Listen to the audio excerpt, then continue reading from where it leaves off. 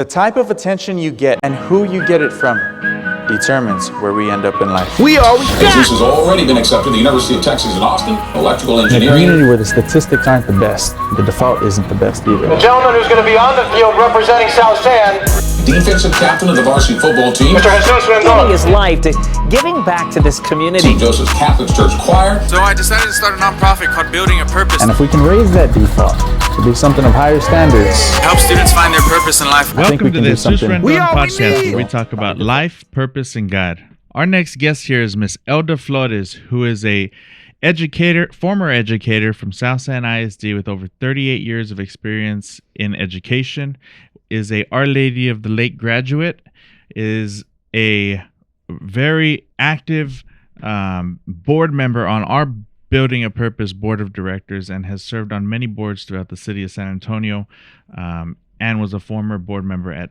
South San ISD. Ms. Flores, thank you so much for coming on.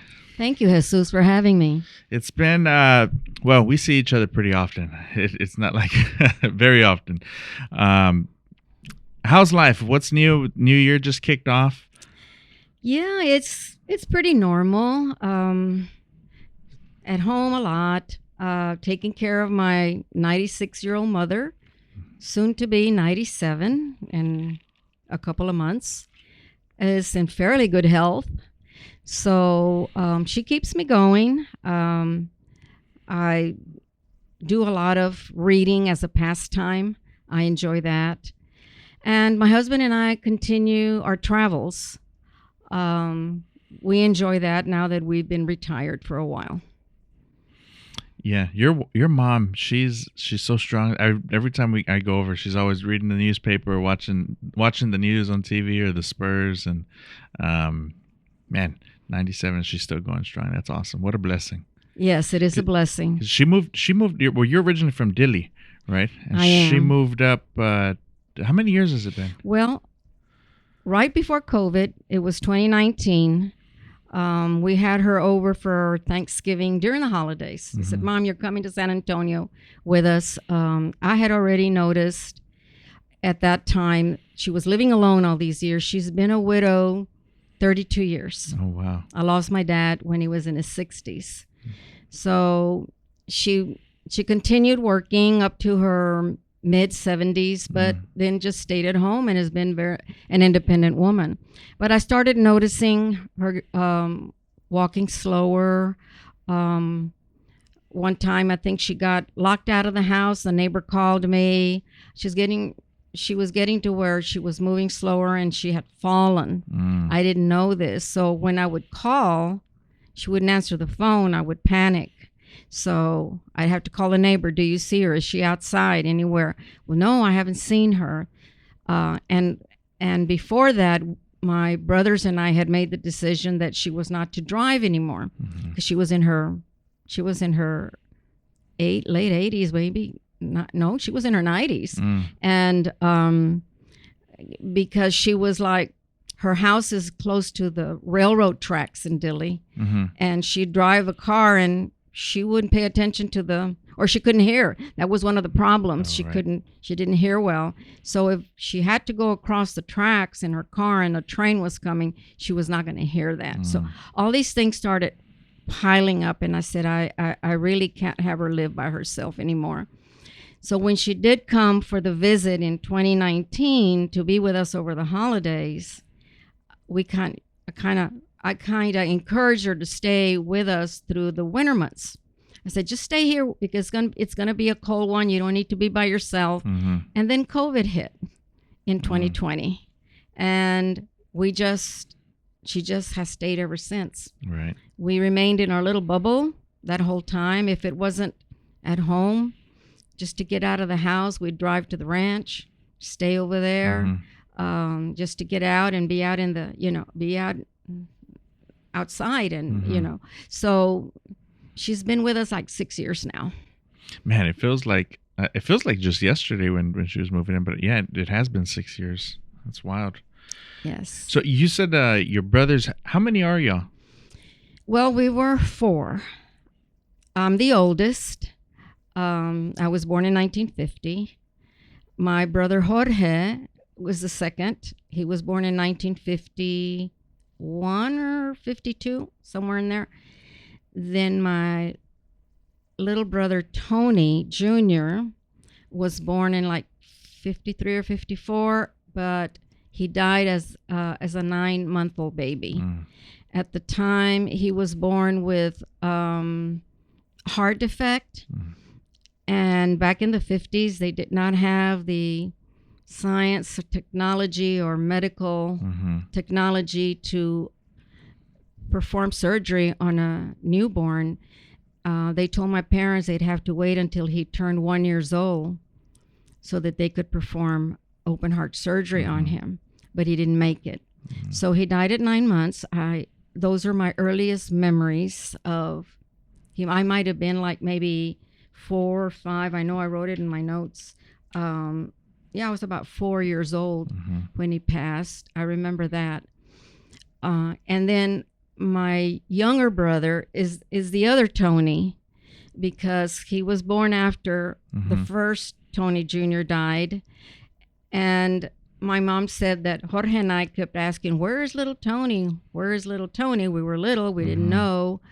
Lo and behold, the Lord blessed them with another child, and it was a boy, so they named him Tony. So he's the third. Nice. He's not Junior. Is your dad the first? Was your dad Tony? My dad is, Antonio. Antonio, yeah. Yes, but they were all Tonys. Wow.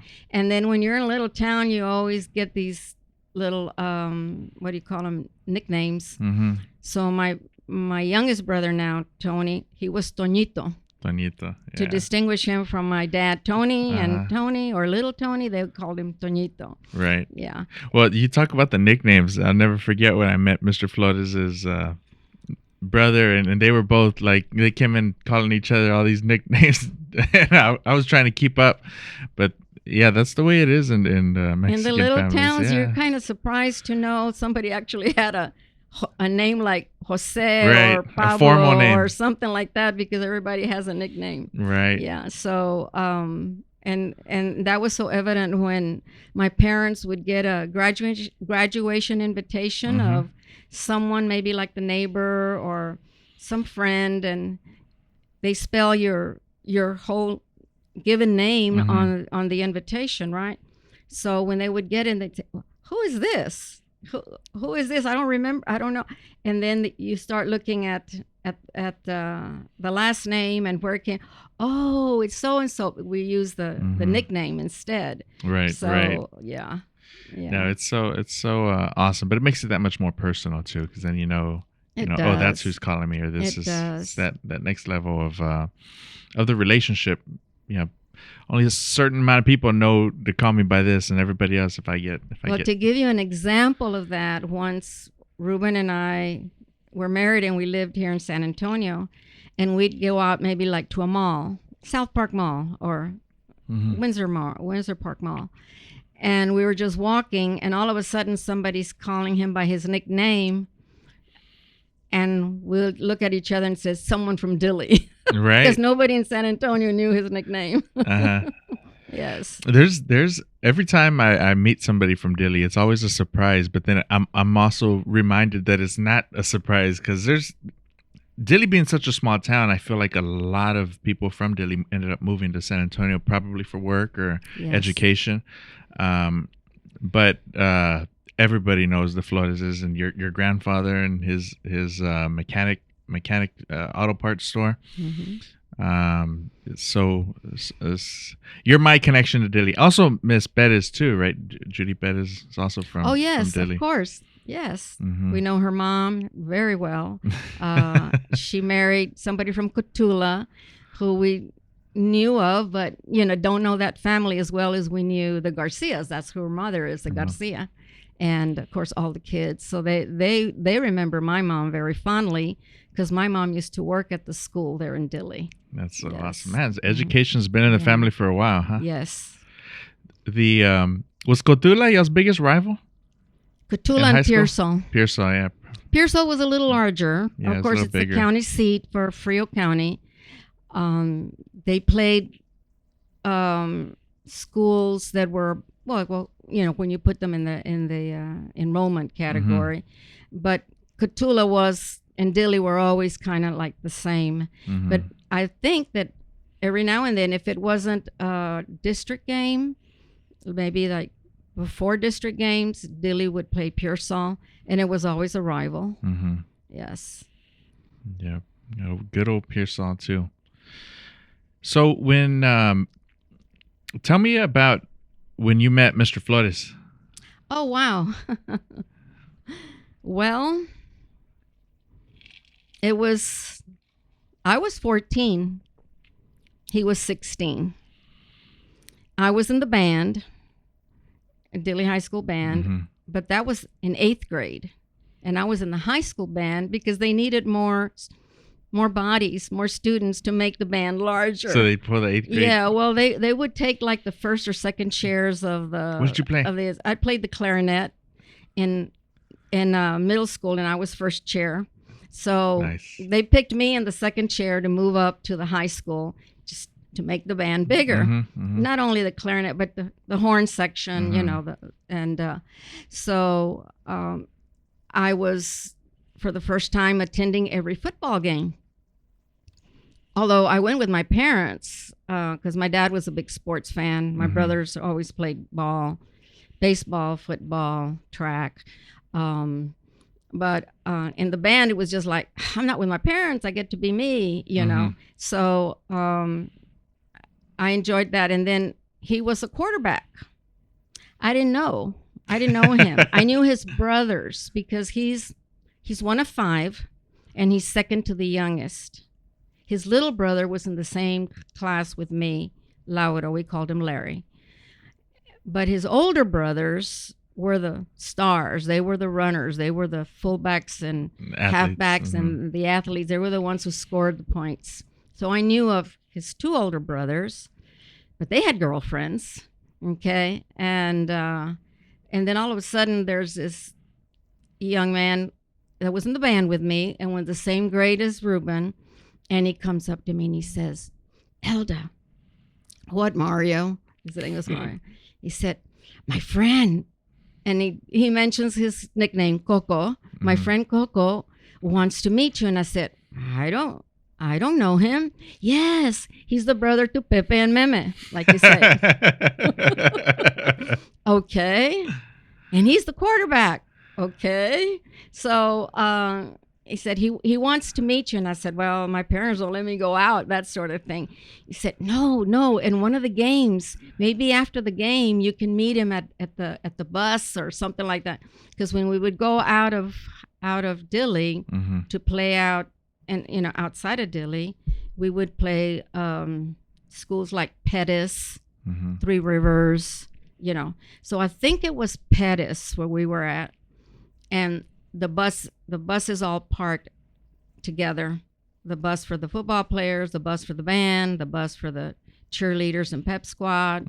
So when Mario was in cahoots with him, so at the end of the game, we all are taken off to the bus, and the players eventually get there after, but Ruben was in a hurry, so I think he left the field house and he went out there because he knew the band was going to take off. So he was out there waiting by the bus, and I was out there going, walking towards, my bus, and he's out there looking at me, and Mario's there grinning. And since I'm looking, I didn't pay attention to the ground, and there was like a small hole in the ground. So I tripped and I fell. Ruben comes and he picks me up, and he's picking me up, and his face was this close, and he kisses me. And I went, "Oh, that wasn't a bad kiss." That's how we met. Wow. That's wild. I mean, what a story. Yeah. For And him. that's, After the football game. Yeah, when it was all And over. Did he win? Did Joe win? I can't remember. Well, I guess at the end of the day he won anyways, huh? Possibly, yeah, I guess. Wow. Yes. No, that's awesome. So what was it like growing up in Dilley? Yes, of course, very different from the big town. So I knew of San Antonio because we called it the city. We'd come to the city to visit my parents' relatives, mostly my mom. My mom had brothers and sisters who lived here. So we would come often, and that would be like a, excuse me, that would be like a weekend trip. Or before school started, come do our school shopping for clothes. And we'd come downtown. But in Dilley, there wasn't anything. Just a small town. There wasn't even a Dairy Queen. There were a couple of restaurants, gas stations. Of course, my grandfather's business, which then my dad took over, which was a Lozano Motor Parts. Nothing much to do. You had to leave Dilley to either go to the movies, which we would go to Pearsall. They had a drive-in. Or just, and then we would actually go to Pearsall because my mom had relatives there too. And we'd visit. You didn't have much because there just wasn't much. But I think what was neat that's lacking now is we had each other and we had family. We'd walk everywhere because if you were lucky, your family had a car. So we had a car, and it was, and then it was my dad, so he'd drive it to work. My grandparents, my paternal grandparents, lived a block away, so we'd always just run over to Abuelita's house and run back, and you were barefoot most of the time because in our side of town, the roads were not paved. But on the other side of the town, we always called it the other side of the tracks, where the schools were and the businesses were mostly, it was paved. Our section wasn't at the time. So we spent a lot of times outdoors, playing with each other and talking to each other and visiting. And extended family, friends. You knew your neighbors very well because you visited. Right. You shared food. My mom loved to bake, so when we would come home after school, she always had either cookies or a pie or a cake or something, and we'd have as a snack before my dad got home, and we had our dinner. And she'd share that with neighbors. Or my grandmother was a good cook too. She'd always have tortillas for us on her, on days that we were there. And her treat was she'd make tortillas with sugar, and that was her pan dulce. Okay, and it was that's what we grew up with, But that's why I guess we were very close to a family, our cousins. Our second cousins, we knew each other well. And if you got in trouble at school, everybody knew. And before you got home, your parents already knew. Okay. So it was it was like a village, as they say. So I'm thankful that I grew up that way. At the time, you don't understand it. That is your world. And but I knew we'd come to San Antonio and you'd see all these things. It's like, why can't Dilley have that? But we didn't. Now they do. Now they have a Dairy Queen. They have a Burger King. They have all all kinds of businesses out there. And it's hustle and bustling over there. But we didn't grow up with that, and that's okay. I'm glad I did. Right. It made the experiences defined and made built the values you have today, I'm sure. I think so too. Yes. So, tell me a little bit. Let's go into the timeline workshop here, where you share an impactful event, and to your discretion, we'll roll through those, and just to hear a little bit about from your perspective, your story. Well, your timeline starts from birth, and I gave you my birth date. I don't remember the first 3 years. I mean, you're a baby, you're a toddler. I know I was loved. I see pictures of me and my brothers with my mom and dad, and they'd dress us up, and we'd go to church, or we'd go to, visit family. That I remember. I remember our home very well, where we lived. Remember our neighbors. Like I said, my first memory was when I was about 4 years old. I remember my little brother being sick and my parents leaving us at my dad's parents, my paternal grandparents. So we spent a lot of time with the Lozano side of the family because my parents were always rushing my baby brother, the first Tony, to the hospital. I don't remember when he passed. I do remember that we weren't at home for a while. My brother Jorge and I, we stayed with my abuelita. Barbarita was her name. A lot. And I think that's where spending time with my paternal grandparents, the Lozanos, my character build was there, especially with my grandfather. My grandfather always believed that you should educate yourself. You should know more than one language. He said, the day will come when successful people are going to need to know more than one language. He also said, the day will come when every household in the United States, no, every adult person living in a household in the United States will own a car. He was a visionary, you know. He kind of thought, you know, this is the way it's going. And he was full of stories and full of cuentos. And to make sure that we would speak, Spanish correctly, he'd teach us tongue twisters so that you could roll your R's. And I remember sitting in his lap, listening to his stories, or we'd sit in front of him and, you know, we call it, you sit with your feet crossed, you know, in front of you. And it was me and my brother and my cousins would sit there and he'd just tell us stories. I remember this one, I don't know if it's a cuento, but he'd say it in Spanish and we'd answer back with sí, yes.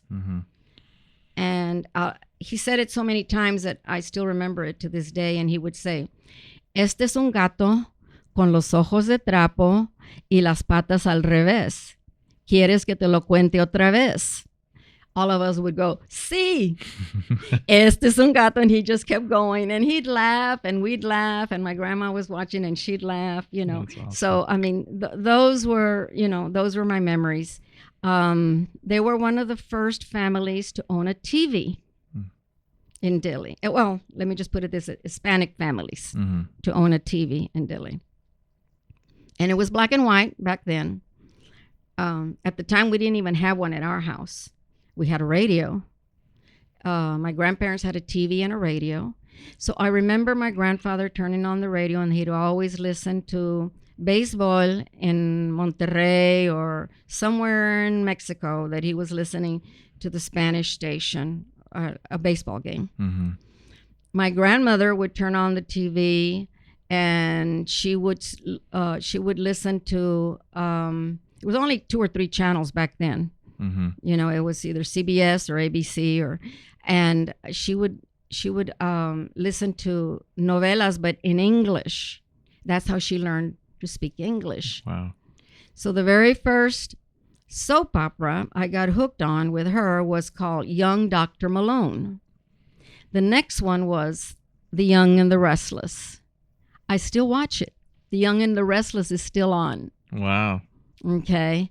And this is how, and fast forward so many years back, when my grandmother was in her 80s, she was still watching The Young and the Restless when we would go and visit her.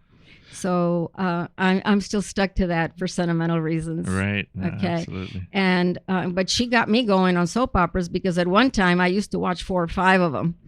You know, and this was back before there was any recording on them. Okay. You missed them. Yeah, and I'll have a story to tell later about that as we go along.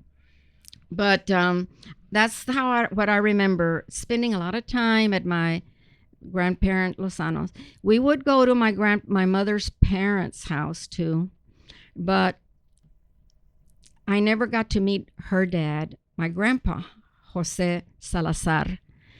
because he passed away before I was born. So he died young, like in his 40s. I believe my mom said he had lung issues, emphysema or something like that. And he was a smoker. My grandmother, Aurora, her mom, I remember that was kind of like when I was 5 years old. My mom's mom was sick. And I remember my aunts and her taking care of her at her house. And I outside their house playing with my cousins. And we were just allowed to be outdoors. You stay in the porch or you go outside and you play, but don't be coming inside the house to make noise because grandma's sick and we're taking care of her. So that I remember when I was about 5-6 years old. But then when my grandma did die, she had cancer. Then I had no grandparents other than my dad's side of the family. But I had my aunts and I had my uncles and I had my cousins from my mom's side. And we grew up very close because of the small town in Dilley. So those are the things I remember as a 5-year-old. I was 6 years old when I started first grade. There was no kindergarten at the time. And back then, Dilley was segregated. They had school for the white kids on the other side of the tracks that was paved. Roads were paved. And then they called it the east side, the school for the Hispanic kids where we lived. And that school happened to be across the street from my grandparents' house, the Lozanos, on a corner. My husband, Ruben, remembers starting there because he's 2 years older than me, starting there at that school in the east side. Wow. I could have, but my grandfather, Lozano, went to the board and he said, no, my grandkids are just as good as all these other kids coming to this side of the school. So my grandkids are going to come here. Besides, my grandkids can speak English and Spanish, both. So they would send the Hispanic kids to the east side because a lot of them didn't know English. So they felt that that's what they needed. So they were always behind, especially if you were a migrant and the families had to leave Dilley to go work up north in the fields to make a living and come back. Right. So you missed school for a month or two, maybe 6 weeks or two, and you came in like in October, November when it was cold already up there and you couldn't work. So they'd come in and they were already behind. So, but a lot of them were smart enough to catch up, like Ruben was, and he mentions other kids that were very smart enough to catch up, and by December they were caught up. Playing football too. And he played football. But no, then when the way around the east side closing and all those kids going to just one elementary school, I remember if you started first grade and you were a non-English speaker, you repeated first grade twice.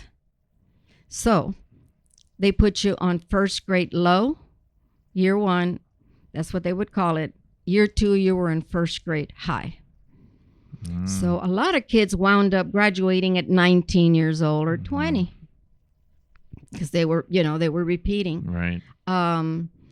Until that came to an end, and then everybody just did first, second, and so on. Okay. I was one of the lucky ones, and my brothers, because like I said, my grandfather fought for us to be treated just the same as everyone else and go to the same school as everyone else.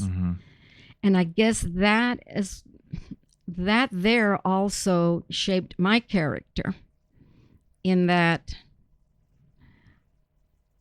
I can compete. Right. I've always been a competitor in a way. And first chair clarinet. So that's in me. It's just like it was instilled in me that if you work hard and you commit to something, you stick with it, and the rewards will come later. And it's true. There may be some disappointments along the way, and that's okay. It will shape you. But in the end, you have a goal, and if you achieve that goal, then you've been successful. And that's kind of what I've lived by, and taught my kids that. So that's what I remember: first grade and elementary.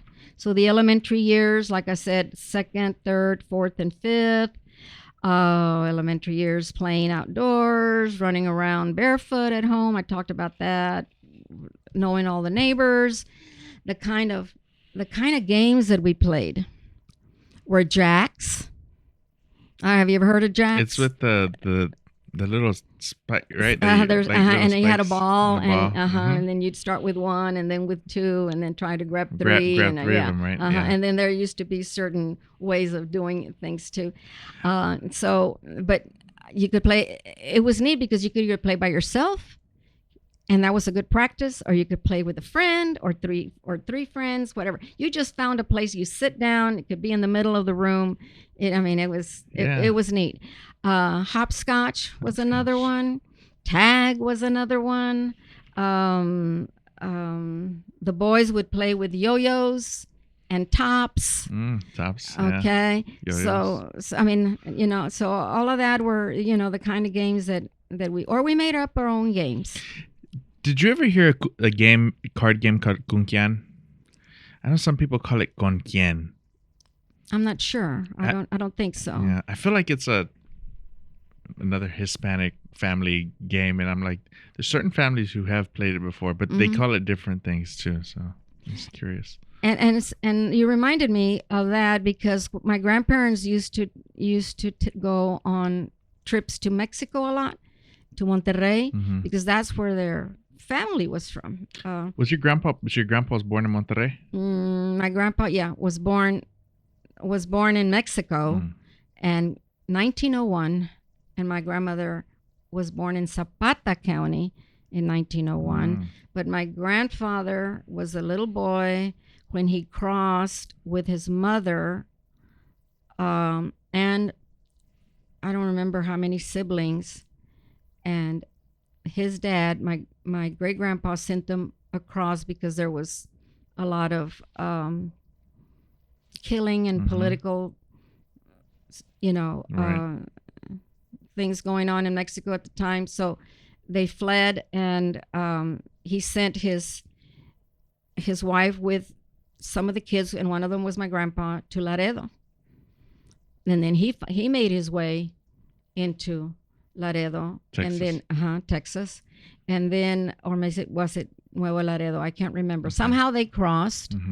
How they wound up in Dilley, I don't know. I don't remember that story. I should have paid more attention to when my grandpa was telling us these stories, or written them down. I mean, you don't when you're that young. You kind of regret not knowing that, or maybe you heard it, but you just weren't focused enough to remember all of that. But he and his parents were in Dilley because I even remember them. Your great grandparents? Yeah, I remember my great grandparents. They were still alive? Yeah, I remember them. I have some memories of them. They used to run a little store there in Dilley. Very entrepreneur. Oh, this is on your Lozano side. Yeah, So they were entrepreneurs. Very They were multi-generation. yes, because they ran a little store, and her name was Alejandra because we called her Abuela Alejandra, and his name was Felipe. We called him Abuelo Felipe. And then my grandpa, of course, he had his business in the automotive and supply business, which was Lozano Motor Parts. But I remember them. So how they wound up in Dilley, I have no idea. I wish I knew or had remembered that. But that happened to be our place, our roots. Then my dad was born, and his siblings were born, and then of course the next generation, us, and on. So, but mostly my grandparents would go to Mexico to visit their family, especially my grandma. She still had a sister over there, and they would bring us back toys to play with from Mexico, and it was always neat. Or they'd bring us the loteria to play with, or they'd, what I always looked forward to was the Mexican candy they would bring back. That was always delicious. So those are the things I remember about them. When I left elementary, I think elementary was still up to the 6th grade back then. Then 7th and 8th was what they call junior high. But I started being interested in music in the 5th grade. I'll take that back a year, 2 years before junior high, because we had a music teacher. She was a regular teacher, but loved music. Her name was Mrs. Wilmoth. She was our 4th grade teacher, as a matter of fact, but introduced us to all kinds of music, singing, dancing, plays, and she introduced us to this one little thing called a tonette. It was like a little flute, and it was black, and you'd blow on it, and it had different holes in it. So you blew and you made sounds, and then eventually she taught us notes and all of that. So I got proficient in that. I loved it. I went to bed with that thing, and so that took me into wanting to play then the clarinet because it was similar. So in the 7th grade, I told my parents I wanted to be in the band. The high school band director was also the band director for the junior high. So he was asking how many kids were interested in wanting to be in the junior high band. Well, Ms. Wilmoth kind of introduced us to music, and those of us that took on to the little tonette, we jumped at. I know I did. A few others did too. And so I said I wanted to be in the band, in the junior high band, and I wanted to play the clarinet. So my parents sacrificed to buy me the clarinet. We came here to San Antonio. I remember Alamo Music Company downtown. Wow, that's cool. You bought it at Alamo downtown? They bought me the clarinet. I treasured that thing. I mean, I slept with it too. It was at home. I practiced all the time. And so that I guess by the time I was in the 8th grade, I was good enough that the junior high director noticed that, he could use those skills with me in the high school to add on. So kind of my life was band back then in junior high until 8th grade when I met Ruben. Well, if it wasn't for band, you probably wouldn't have met him, right? Exactly.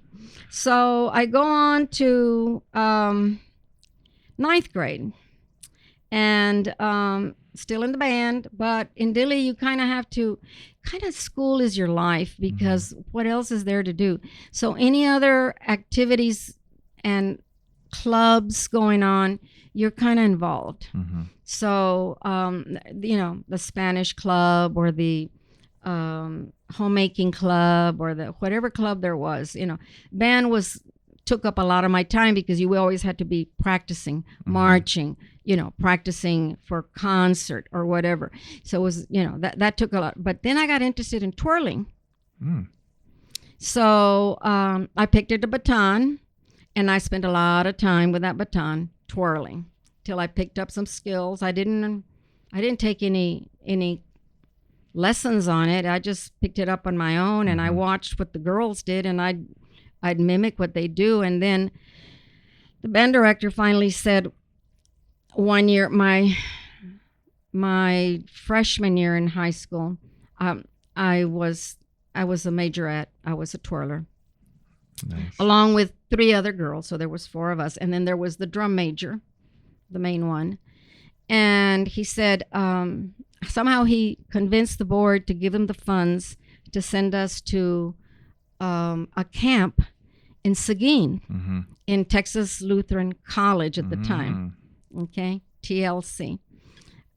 So I went that summer. Or maybe it was my parents had to pay part of it or something. I don't remember, but they were very supportive in my school activities and whatever I wanted. So, I mean, if they could afford it, they would. Right. They would, provide. But I remember going to Seguin for like a whole week, and I met some neat people there. I wound up being friends for like my whole high school, college years with one girl from Stockdale. Who was also a twirler, and her name was Janie. And then I wound up meeting a couple of drum majors here from San Antonio that went to John F. Kennedy High School. Oh, down the street. Yes. So one of them is still very active in the band. The bands here in the San Antonio, when they put together all these alumni, all these band contests and marching performance, and his name is Ray Mesa. I'm sure the band directors will know who he is.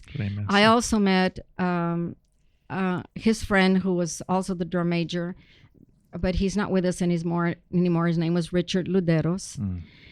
So much so that Richard's parents and my parents became good friends. And they visited each other a lot when we'd come to San Antonio, back and forth. Or they'd come to Dilley and visit us. So I made some good friends, lifelong friends, at that camp in 1 week. Wow. But I also learned the skills.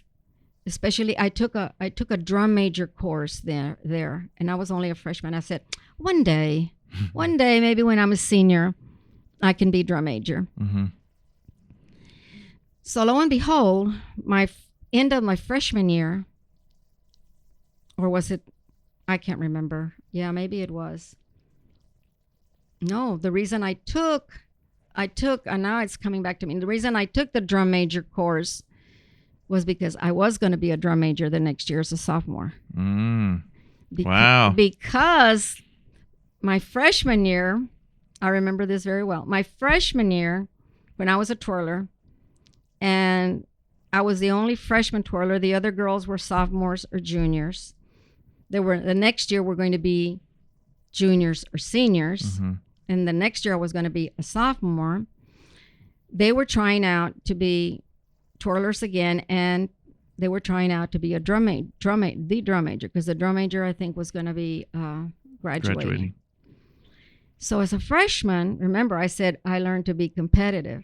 As a freshman, I said, you know what? I'm going to try out for drum major as a freshman just to know what it's like. Because if I learn what it's like, once these girls are gone, You'll be ready. I'll be ready. Prime. Yeah. So no pressure on me. I went out there and I did my thing. And at the time, the band director decided that the way he was going to select the next drum major was going to be by 3 ways. It was going to be a third, a third, a third. 1/3 would be the judge's decision, whoever got the most points by the judges. The other third was going to be the band members would vote. Who did they want as their leader? And the third part was going to be who the band director wanted to be the drum major. So whoever got the most ones, I guess, or I don't know, however they did that. When they announced it, Elda Flores Elda Lozano gets to be the drum major for that year. And I went, what? Did I hear that right? The other girls were like besides themselves. They were like crying. Oh, man. And I felt so bad because I went, it was their turn. But heck, I did what I had to do and there was no pressure on me. So I took it. I said, why not? So then that summer I went to Seguin, and that's why I took the drum major course. Okay, and that's when I met these people. Now I remember. Wow. So I became drum major at Dilley High School for 3 years, my sophomore, junior, and senior year. Wow. Yeah. So that's why I'm a bit bossy.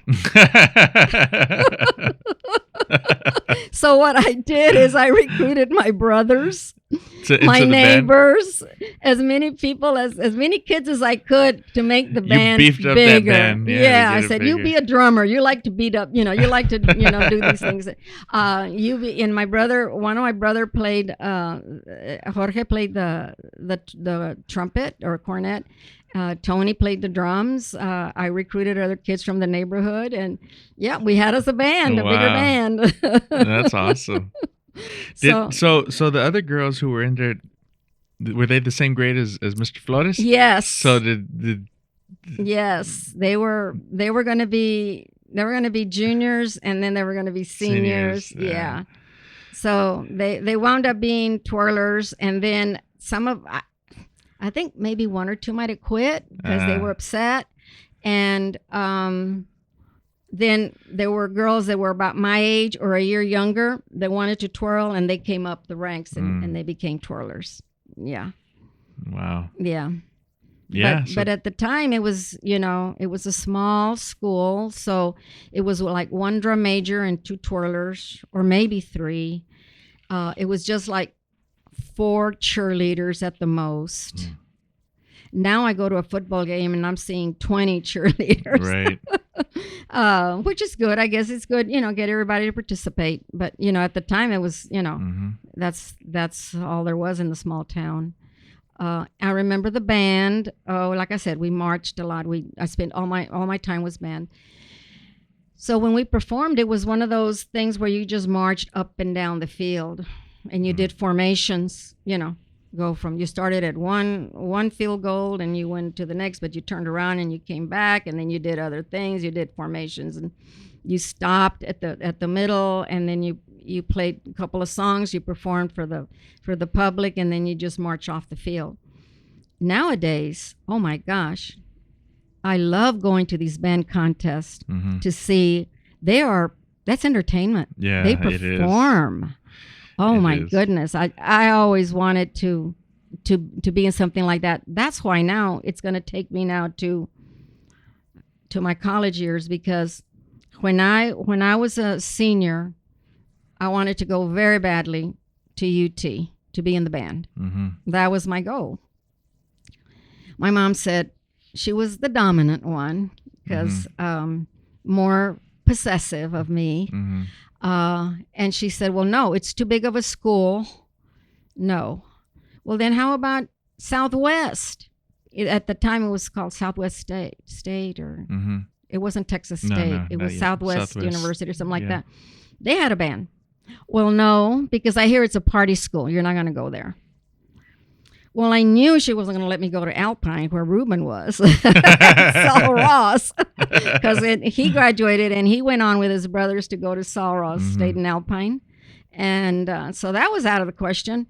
So I know they wanted me to go to college, and I wanted to go to college, but I actually wanted to be, in a band. But that never materialized because, my mother was too, like I said, possessive. She told me where I was going to go. She said, you're going to pick a school in San Antonio where it's close by and we can get there if we need to right away.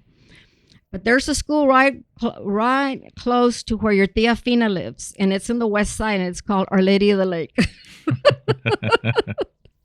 So that's where I went. I don't regret it, though.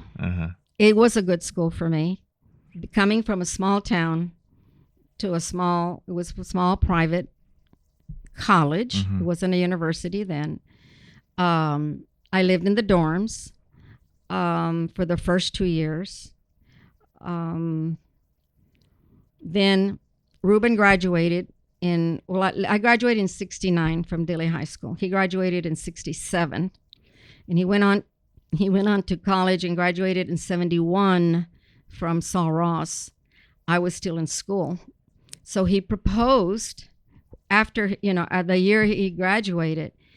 And I just said yes, not knowing if he didn't have a job. We didn't know where we were going to live. I was still in school. Would he visit from Saul Ross to Our Lady of the Lake? Every now and then. I think like every other month he'd mostly write and he'd get a ride to come. No, write letters to each other? We'd mostly write, but once a week he'd call on the phone, and there was only one phone in the dorm, and it was a pay phone. So I knew what time and day he was going to call because he'd write. So I would stand by that pay phone until it rang, and then of course I would answer it. But you had to keep putting Coins quarters and coins and all of that in there to talk more than a minute or two. And so yeah, he that's how we communicated. Yeah. And then every now and then, maybe 2 or 3 times in a semester, maybe twice in a semester, he'd find a ride and come to San Antonio without my parents knowing. And, but then, of course, Our Lady of the Lake was very, how should I say, it was an all-girls school, so it was very disciplined in that we had to be in by a certain time at the dorms. So like as a freshman, my first year, 9 o'clock during the weekdays. If you were not in your room or in the dorm by 9 o'clock, you were in trouble. And I'm not sure if it was 11 o'clock on the weekends. You couldn't stay past 11 o'clock. I adhered to that. I mean, it was, and I made wonderful friends. As a matter of fact, lifelong friends that three of us, myself and Gloria and Connie became such good friends that we're still friends now, 50-something years later. Wow. We're even comadres to each other. That's awesome. So, so my sophomore year, then they tagged on another hour. I could get in by 10 o'clock during the week and 12 o'clock on the weekend. And then that's how it stayed for the other, juniors and seniors as well. They were very, very strict with that. But somehow girls found a way to leave and out of the window or something. I mean, we had one. Was it the dorms that were right next to the lake on the other side? Yes. I stayed in there too for Upward Bound. Did you? And I remember we had a couple girls sneak out. Yeah. Through the windows there. Through the windows. That's wild. Pacelli? Were you in Pacelli or Ayers? I don't think remember? It was named. They hadn't named them, or because remember they caught fire a few years later. Oh, you talking about the new ones then? No, it was the old ones. Yeah, the old across, ones. Okay. And they caught on fire on that side. Yeah, they did. But no, one year I was in Pacelli, my freshman year. But then my second year, I moved across the street to where the main campus is. Okay. And there was one section that was for dorms, and it was called Providence Hall. So I lived there. So I stayed on the opposite side, the same side as the library. Yeah, that's where I was my freshman year. Right next to the lake on the other side. Right. Because it connects, right? Yeah. But now Our Lady of the Lake is really expanded. It's beautiful. They've done so much to it. But I enjoyed it there. I really did. It was good for me. Like I said, I met lifelong friends there and graduated from there. Do you remember when Our Lady of the Lake started accepting co-ed? Yes. So I was already married because we did get married in 71. 71. Yes. So then I couldn't live in the dorms anymore. We found an apartment over here in the south side by Zarzamora. Was it the Hutchins? Yes, it was South Park Village. The orange ones, right? Yes, the brick ones. The brick ones. Yes, Mm-hmm. And they were not air conditioned at the time, so we had to buy us a little unit, mainly for the bedroom. Okay, and then another unit, for the living room. But that came like later because we had to. I'll tell you the story about us going to North Dakota to work. Okay, so we got married in 71. Ruben found a job here with South San. First job at a high school, at a college. Yes. Wow. He went and applied at San Antonio. He went and applied at Harlandale. He went and applied. Can't remember where else. He said they wouldn't take him because at the time the Vietnam War was on, and coming from a small county. He was going to be next to be drafted in July of 71. We were going to get married in August of 71. How we planned that, I don't know. With him being drafted, I don't know. we just did. So I guess the good Lord just put it out there for Protected us. you, yeah. It just so happened, he didn't get hired by either one of those two school districts because they found out his draft number he was going to be next in the July when they take you to join the Army. He was up for that. So he was kind of getting discouraged, and he said on his way home back to Dilley, he said, let me stop here at South San.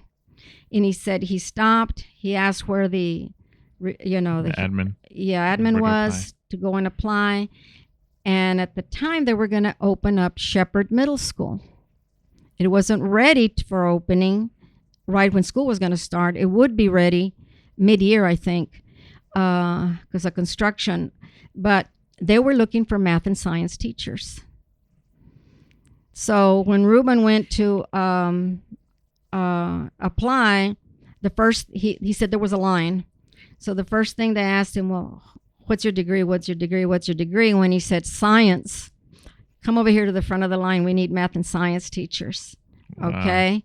So when he told them, well, this is my draft number and blah, blah, blah, don't worry. We will waiver it because we need math teachers for math and science. Right. So it turned out that he went ahead and took the job. And then like a few weeks later, President Nixon freezes the draft in 1971 in July. Wow. Because, for the Vietnam War. Right. So he's off the hook there. So he started teaching 7th grade science at Dwight because all the kids from Shepherd had to be bused to Dwight because the campus was not ready. So they kind of had half days, I think. That's what he said. The Dwight kids went half the day. The Shepherd kids went the other half until December or January when they finally had the campus ready at Shepherd.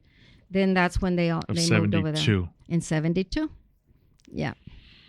Wow. So I was still... And it was the Shepherd Patriots. Yes. Right, back then? So I was still a student at Our Lady of the Lake, and he was first-year teacher. We only had one car. It was a car that was borrowed from his brother because neither one of us had an income to buy anything. Okay. He was just getting started. So he borrowed a car from his brother, Meme, and it happened to be a real neat Shelby. Oh, wow. You heard of the Shelbys? Yeah, I know the Shelbys. Beautiful cars. Yes. So it was one of those nice sporty cars. But he needed it to go to school. So he would drive me all the way to the lake, drop me off, and drive back to school in the car. And I would just stay there all day. So whether I had a class or not, I just waited. In the library? I spent my time in the library. So by the time I went home, my work was done. It was late. But then he finally got to meet people that worked there at Shepherd. Come to find out that one of the other science teachers there at Shepherd also, her husband happened to be principal at Hutchins Elementary, and that was Dr. Pat West. And Patty, his wife, was also teaching at Shepherd with Reuben. Come to find out that she said, well, I have to go pick up Pat after work, and you live just right across from Hutchins in that area. I can drop you off at your apartment if your wife needs the car. And then that's kind of how it worked out eventually, where I would then take the car so I didn't have to spend the whole day over there, and he would get a ride with Mrs. West. Wow. Okay.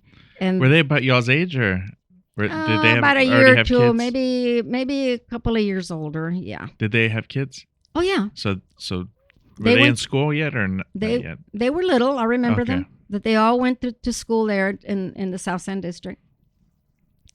And I think they had 2 girls and a boy. So yeah, in order for my parents to allow me to get married, mainly my mother, she put conditions on Ruben and said, she's going to have to finish college, and y'all cannot have a family because she's going to have to devote her time with the family and not finish school. So Ruben said, no, we promise I'll let her finish. And that's why Andrew wasn't born until 1975. I got my degree in 73, and I started teaching at Kindred Elementary. Kindred. Yeah. I wasn't there in 73, but I went to Kindred too. You went to Kindred, yeah, and under Mr. Albert Casillas. I loved it there. He was a wonderful principal. I learned a lot from him. Made some good friends there as well, teacher friends. What grades did you teach? Loved the kids there. I taught 5th grade. Okay. Actually, I did my student teaching there first. I did my student teaching for under Ms. Linda Herrera, 1st grade teacher. And back then they had what was called a primary block. So upstairs was like all open, no walls. Okay. But then downstairs you had the individual classrooms. And I student taught in the open classroom concept with her. But then I think I did my student teaching in the fall of 73, because that's when I got my degree that fall, in December of 73. And a teacher was going to be leaving, getting married, like in the holidays, and she was marrying an airman, somebody from Lackland, and they were going to be leaving. So Mr. Casillas already knew me as a student teacher, and he said, you want to teach 3rd grade bilingual? I said, yeah. Of course, I needed a job, but then I also I loved the kids there, the community, So I started teaching 3rd grade bilingual, which was downstairs in the single rooms at Kindred, until I taught 5th grade. And then I went on to 5 Palms and taught 6th grade there, because that was before 6th grade went into the middle school. So it was still junior high, 7th and 8th. What year was that? I'd say if my daughter was born in 78, Anna, I had just had Anna, and I think I went to 5 Palms 78, 79. Yeah. I taught there for couple of years. Again, I always have fond memories of those kids, especially my first year of in any grade. You always remember those kids. Right. Okay. And then I decided, you know what? And Ruben did too. There was a lot of the politics going on for the district at the time and all of that. So let's just try another district. We went on to Northside. And I stayed in Northside for 5 years.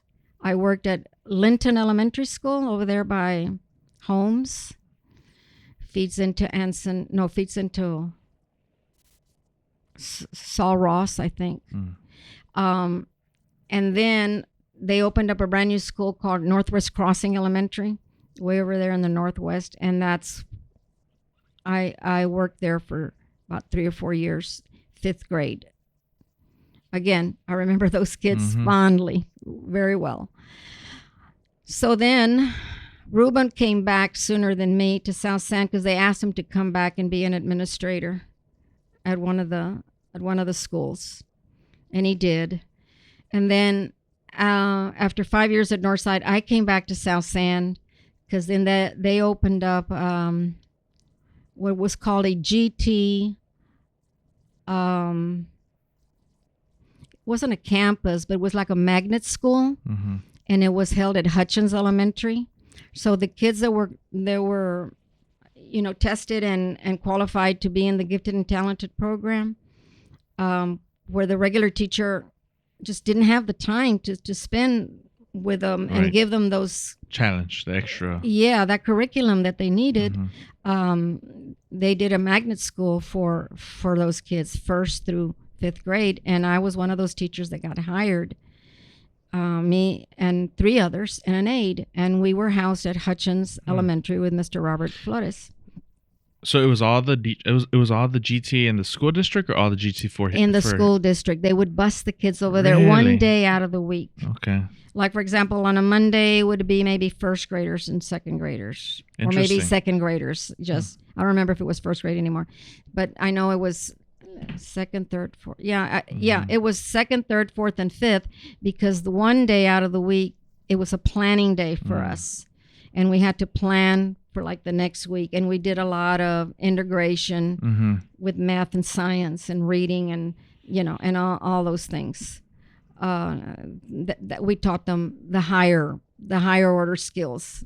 Okay. This was in that mid 80s? In the mid 80s. Wow. About 85, 86, And he said 87. it was Robert Flores, Fernando Flores' older Yes, brother. he was the principal there. Ah. And they housed us upstairs. It was an open area, because a lot of the schools back in the day, in the 70s, a lot of the elementary schools went open classroom, open concept. no walls, until finally, they started putting up some walls. But we were there, made good friends again with my co-workers, enjoyed those kids. I still think about them because they were challenged, and I loved the way they would question things, and we'd lead them to, well, try this or try that. Right. And I think this is where, for me, the love of literacy comes in. But it started way back when I was in elementary. I love to read. Dilley had a tiny little library in the elementary school. Small little, it looked like a closet, but a little bit bigger than a closet. Maybe about this size of room. This size of the room. Yes. And we had books. They were stacked up from floor to ceiling. And I remember what drew me to some of the books was because they were all the same color with the same author. And it was like 10, 12 of them. And it was Nancy Drew, Mysteries, and the Hardy Boys, Mysteries. So I just started checking out those books, and I would just devour them. I would just read. Were they fiction or nonfiction? Nonfiction. Nonfiction. I'm sorry, fiction. Not true, fiction. So that got me to reading, and I just enjoyed reading. So my favorite subject to teach was reading. Okay, I was lousy at math. Still am. Okay. So you and Mr. Flores balanced each other out. I guess. 'Cause he was yeah. a yeah. science. Yeah. He was the science, and I was the person that read. Okay. And that's how I taught my 2 kids, that reading was essential. Right. I said, if you can't read, and if you can't understand what you read, how are you going to know anything else? True. Okay. Because in a science course, you have to read the instructions. In social studies, you have to read history. In math, you have to read the in everything there's instructions. So I pushed reading a lot, and I think my kids have been successful, I think, because I pounded that into my, that was important Smartest to me. people I've ever met, smartest engineers I've ever met are strong readers, and that comprehension just, that's next level. Well, my son has always said, he's an engineer. He's always said that a lot of times people make mistakes because they do not read. He said, just read the instructions. It's there. It'll tell you. Right. And a lot of people just try to find the easy way out and do it, Shortcuts. without, the shortcut. Yeah. He said, reading and then understanding what you're reading. So so I read a lot, and I still do. It's still my pastime. What your mom reads a lot to this day. Yes. So we're, That's awesome. I think that was instilled in me, and I instilled it in my kids, and I still do it. I'm still reading. If you were to ask me what is my latest book that I'm reading, well, I went from fiction to a nonfiction now, and I brought it with me because cool. it's so relevant when you're talking about my mom. And it's called Parenting Your Parents, What to Do When It's Your Turn. Wow. And it's by Jim Comer. It's been an eye-opener to me. Although I've had my mom for 6 years, I feel that a lot of what he went through, parenting his parents, I'm going through. And a lot of what he found out that he needed to have to make things easier for you in the end, and everything that they have and everything that they've worked for, he gives advice as to he interviewed a lot of the experts in that field. And so I find it very, very good reading for me, and that I know I'm doing some of those things, but also I know that I need to learn to do some of those things as well. Right. And it's very good. And I think that we're in a point in our lives, at least people my age, that if you still have your parents, that one day you're going to be asked to help care for them. Unless you have the money to put them in an assisted living or Right. and as I'm reading here, nursing homes are really not the best thing for them. Right. Okay. Well, they're not as it depends, I guess, Yeah. on people's bandwidths, but a lot of times if you have the means and they can be comfortable at home, that's typically the most comfortable place they'd want to be. So then you put yourself in their place. Where would I want to be? I would want to be in my home. Right. That's my life right there. So yes, that's, I my best friend Elizabeth gave this to me, and she said, Elda, you need to read it because you're a caregiver, you're going through that. And I went, I appreciate that. And but other than that, like I said, reading, I've always read. It's just been my pastime to do that, and I just enjoy it. And since I stay home a lot with my mom, that's quiet time. That's what I do. Right. Because she'll sleep a lot, or when she gets up, or if she's reading, then I'll go back. I'll read. Yeah. So yeah. So what else can I say? That's kind of like I've given you my story from. What made you when I make was the little. jump? Yeah. What made you make the jump from teaching to, we're going to call it the dark side, the administration? Yeah. Well, both you and Mr. Flores. Well, teaching didn't pay at the time. Teachers made very little money. If I'm to tell you, I'll tell you right now what Ruben did. Was Ruben's salary, first year teacher here at South San, maybe $6,000 a year. Wow. But they paid him a stipend of like $500 for being a science teacher or something like that. $6,500 a year. Wow. And you're supposed to live on off of that. But then, of course, it balances because things were a lot Cheaper. inexpensive back then. Yeah. And, I remember 19 cents a gallon of gas, or 29 cents a gallon of gas, or, pennies for this or that. But still, it adds up. Right. And so I remember being first married, we couldn't afford a lot of things. Like I said, we borrowed his brother's car. We go and visit our moms in Dilley on the weekends, and they'd send us with food. His mom would make a stack of tortillas, and we'd bring it for the week, and and things like that. So it was just like, yeah, and we lived off on a lot of bologna sandwiches, you know. Right. But it got a little better, and still back in the day, teachers still weren't earning. If you were earning $25,000, wow, that was a lot. Yeah. Okay.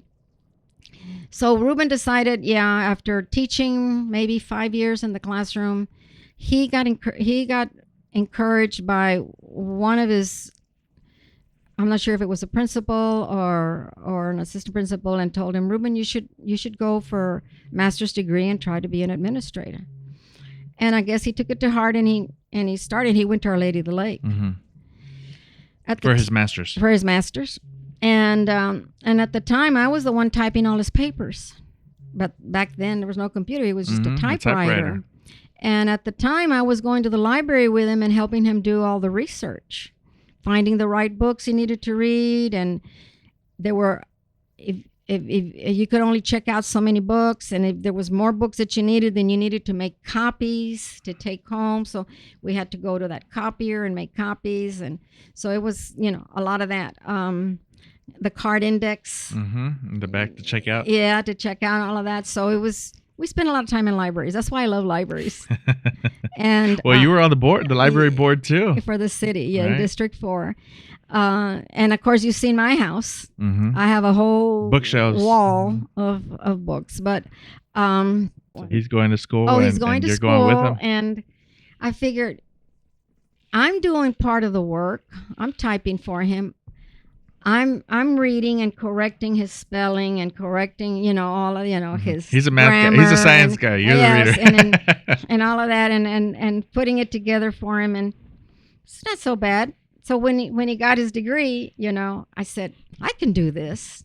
But at the time I had Andrew, and he was a toddler, but then Ruben was real good. He encouraged me and he said, if you really want to go for your master's, go for it, and I'll babysit Andrew. But I started like my fall semester with one course, one night a week, and then the spring semester another course, one night a week, and then the summer I'd take like what you call a full load, which like those 8-week beefy. It got broken up into and then I got pregnant with Anna. And then... So Anna was going to college with you. Yeah, when I was pregnant. But then I had her in September of 78. And I didn't go that fall. And I didn't go that spring. She was still an infant, a baby. But Ruben said, I've got the summer off. Go on and finish. Don't wait too long, because then you'll never want to go back. Right. He said, don't worry. I'll stay home and I'll take care of Andrew and Anna. So he was playing Mr. Mom.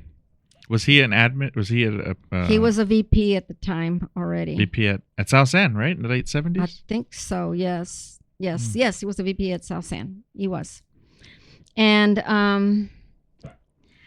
back to the soap operas. So I told him, well, I'm going to be missing all these soap operas. And there was no recording, right? At the time, and if there was, we couldn't afford a DHS or whatever those things were at the time. I said, so how am I going to know what Mrs. Chancellor's doing? How am I going to know what so-and-so is doing? And he goes, okay, I'll watch them for you, and I'll tell you all about them. And he did. He kept to his word. So he'd go, and I'd take the car and come back, and or he'd drop me off and then come back. And then when we were having dinner, at the end of the day, okay, tell me what happened with The Young and the Restless. What happened to Miss Chancellor? What happened to... And he, that so much that he got hooked. He got hooked on it. Yes. So he still asks me about it when I'm. So he asks you when he doesn't watch now. Pardon me? He asks you about it when he doesn't watch it, when he misses now he does. What's Victor Newman doing now? Okay, and but Miss Chancellor, she's deceased now, but in the story and in real life. But now, yeah, he knows the actors, right? Because a lot of them stay there for a long time. Oh yeah. But I made him promise that I would go back to school if he watched soap operas for me and tell me. Mr. Flores can tell a story, and the way his voice is just like, and you can tell he's into it. It would be a sight to see to have him tell a story of the novela, the soap opera he just saw. Yes. I saw there was another one. It was called As the World Turns. I used to watch too. He had to watch that one. I used to watch As the World Turns, Young and the Restless, Another World, and I can't remember the fourth one. There was like 3 or 4 that I would watch. So then he said, okay, and this is what Iris Carrington was doing. So Iris Carrington was one of these little foo-foo ladies, and she had these little foo-foo phones that you pick up, and she's always, dressed to the T or whatever. And he'll make fun of me every now and then. He says, oh, you wanted to look like Iris Carrington? He'll make fun of me. I said, no, I don't. But that's what he had to do. And he was, like I said, very supportive. He played Mr. Mom that summer that I got my degree in 1980. Sienna was born in 78. So then in 1980, I got my master's. And he'd even take the kids over there. If I had to stay at school and study for an exam or something, I say, I'm just not going to come home. I'm just going to stay and study at the library. He'd drive up there, either make sandwiches, or he loves macaroni salad, or he made a macaroni salad one time and he took the kids over there, and that was before cell phones and everything. He looks for me in the library. There I am studying. And I see him and he says, I've got lunch. Let's go sit outside and eat. So we would sit outside under a tree where there was a table, and we'd eat, Eat by the lake. and I get to see the kids, and then he'd take them home, put them to sleep. So yeah, those are nice memories. Before we had Andrew and Anna, when we were early on in our marriage, I told you about North Dakota, right? I said I'm going to. Oh, you said you were going to come back to that. Yeah. Okay. So this was our first year of marriage in 71. We got married in the summer. Summer 72, 73, and 74, we would leave San Antonio and drive all the way to North Dakota and work in the summer migrant program over there. Wow, you and him. Mm-hmm. And a few others. My brother Tony went with us one year. Some friends from Dilley went with us, another year. And because it was a job for like 6 or 8 weeks in the summer. And it was a summer school for kids that were migrants, because at the time they didn't want the kids sitting at home or out in the fields. They wanted them in school. The parents could work. So yeah, that we taught those kids. And Ruben was one of those field recruiters where he would go to the camps and tell the families, speak to them in Spanish. We have a school for them. Can we sign them up? We'll come and pick them up in the bus. We feed them breakfast. We feed them lunch, and we'll feed them dinner, all 3 meals. And this was, of course, funded by the state of North Dakota. And over there, it doesn't get dark till 10 o'clock, 11 o'clock in the summer months. And so the families didn't have to worry about feeding the kids during the day. And then they'd come, they'd get dropped off later much later. What were y'all teaching? What were y'all teaching them? Is it just based on their grade? Yeah. Whatever grade they had finished that school year, we kind of either, if there was like a third grader, we'd kind of either review all the third grade work, or if they were too advanced, I think we gave them like a diagnostic test to find out where they were at, and if not, then we'd start them with the new skills for the next grade, to let them get ahead. How did y'all hear about that? Was it because Mr. Flores had been Mr. going? Flores and the family used to migrate up there, and since they were little, right? Every summer they would leave home, and that's how they were able to supplement. The dad was able to supplement. That's how they could afford to send them all to college. They all went to college except for the oldest brother and the only sister that they have. But the other 4 boys, they all went and got a degree. So when they were up there, they met people, I guess, and I think the one who initiated it all was his brother Meme. His name is Victor, but we call him Victor Manuel, but we call him Meme. And he's the one who kind of made contact and with people that he knew, and he said we could use some of you, because y'all are in college. They were already in college. They had just graduated, and we could use you to help us run our school. And Meme went for education, right? And he was a coach at. He was a coach and a history teacher. He taught in Dilley, Divine, Lanier here in San Antonio, and back to Dilley. Part-time, but mostly now he's a Jerrington. He's a track coach, under contracted services, and he's very successful with those kids, taking them to state. So he ran track at Saul Ross. He was a hurdler. So through Meme, Ruben heard about it and applied and got a job, but you had to apply to the state of North Dakota and get certified there. Okay. I wasn't certified yet because I didn't have my degree in 72 and 73, the summer, because I didn't get my degree until the fall of 73. But I got my certification in 74 through the state of North Dakota. So I was like a teacher's aide in 72, 73, but then I was a teacher in 74. In elementary for those kids. Wow! So we got to meet the parents, and you taught across the country. And not only that, some of the families that were over there were families here from South San Wow. that went to Kindred. Wow. Okay. I can remember one last name, Molina, the Molinas. Molinas. Yeah. And So then when you went back to Kindred to teach, Yeah. you'd see them there too. And yes, I was just yes, like, yes. oh man, Yeah. to think like in those times the connectivity just wasn't there, and so when you see somebody in a different place, that feeling inside of just like, oh my God, you and me, same, we're here, and that's so awesome. Wow. And then the families, of course, with Ruben going out and recruiting them and talking to them, you learn, they learn to, okay, we're not just giving them off to a stranger, letting them, spend all day, those were wonderful summers. I got pregnant and had Andrew August of 75, so my doctor would not let me go and travel Right. at that time. So we stopped going after that. We didn't do that anymore. But those are wonderful memories to have. We learned a lot. Ruben and I have, since we retired, we've been back over there to see the schools, to see the fields where they worked. Jeez. Some of the families that live there, original North Dakotans. The ranch owners, right? The ranch owners. Their kids are still there. Wow. He even keeps in touch with one that lives in, now he was from North Dakota, but now he and his wife live in Minnesota. And their last name is Pohl, Pohl.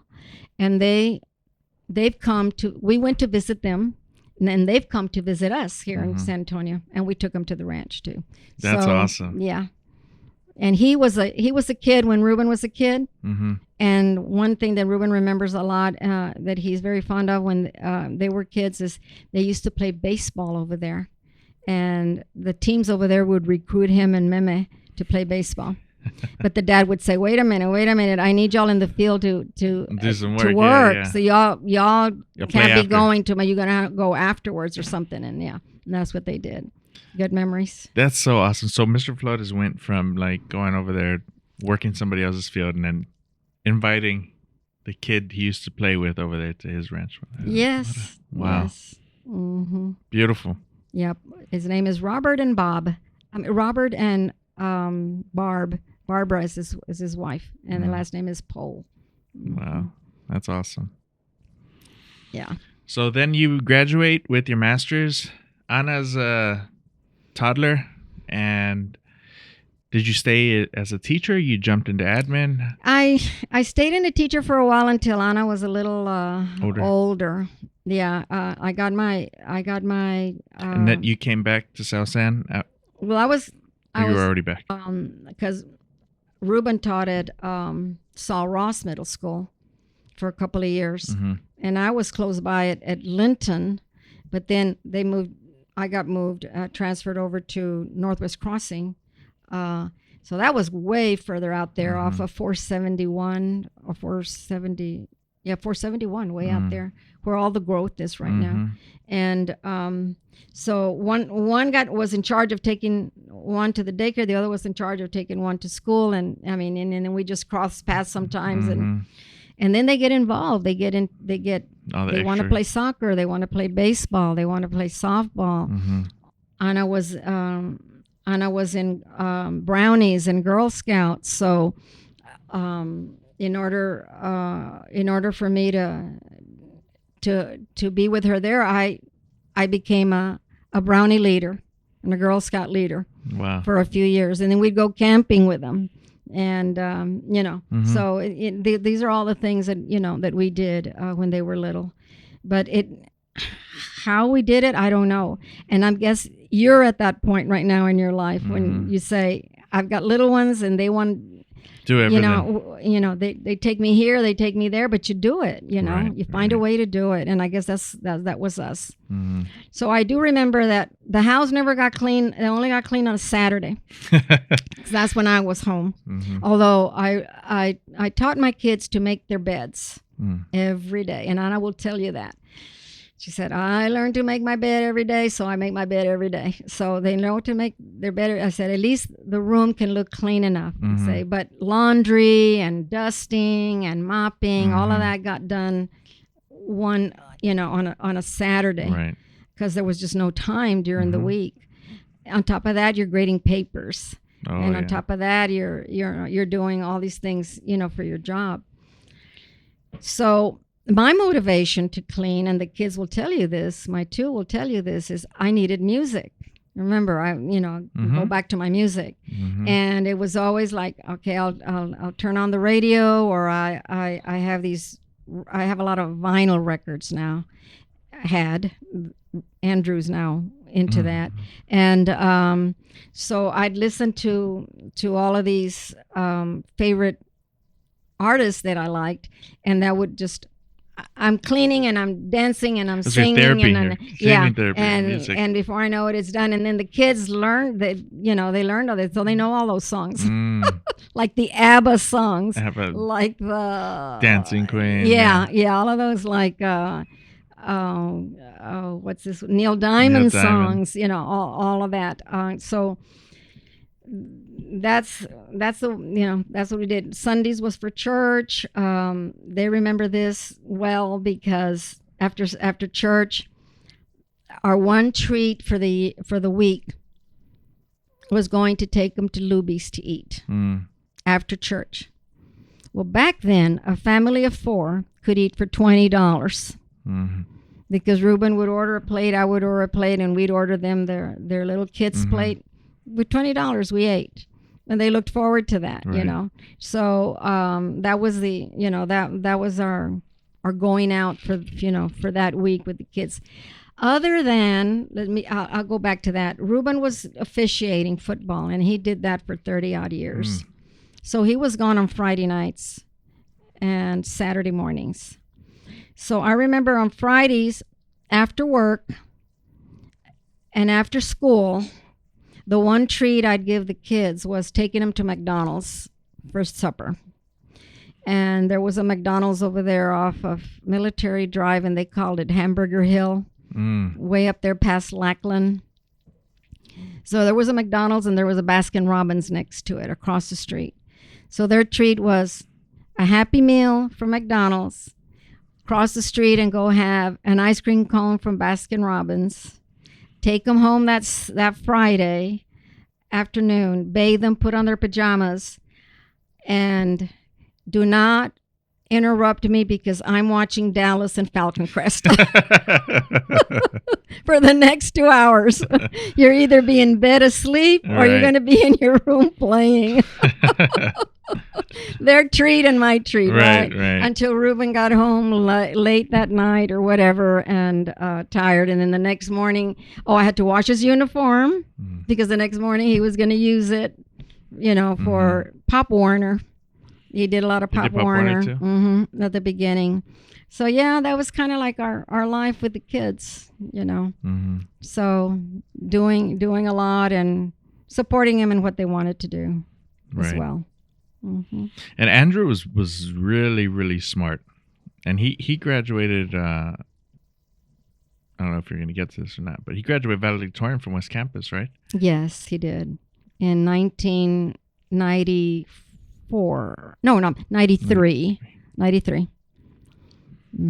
He, like I said, I picked up right away when he was young, toddler. He was always curious. If I would read a book, and I would buy these books that had a record, and they were like the Disney books, and they were like real flimsy, but and you'd open them up, but there was a record, and then there was a narrator that. Like a read-along. A read-along, there you go. That read what was in that page. Okay. So first I would read the book for him. Then I'd put the record.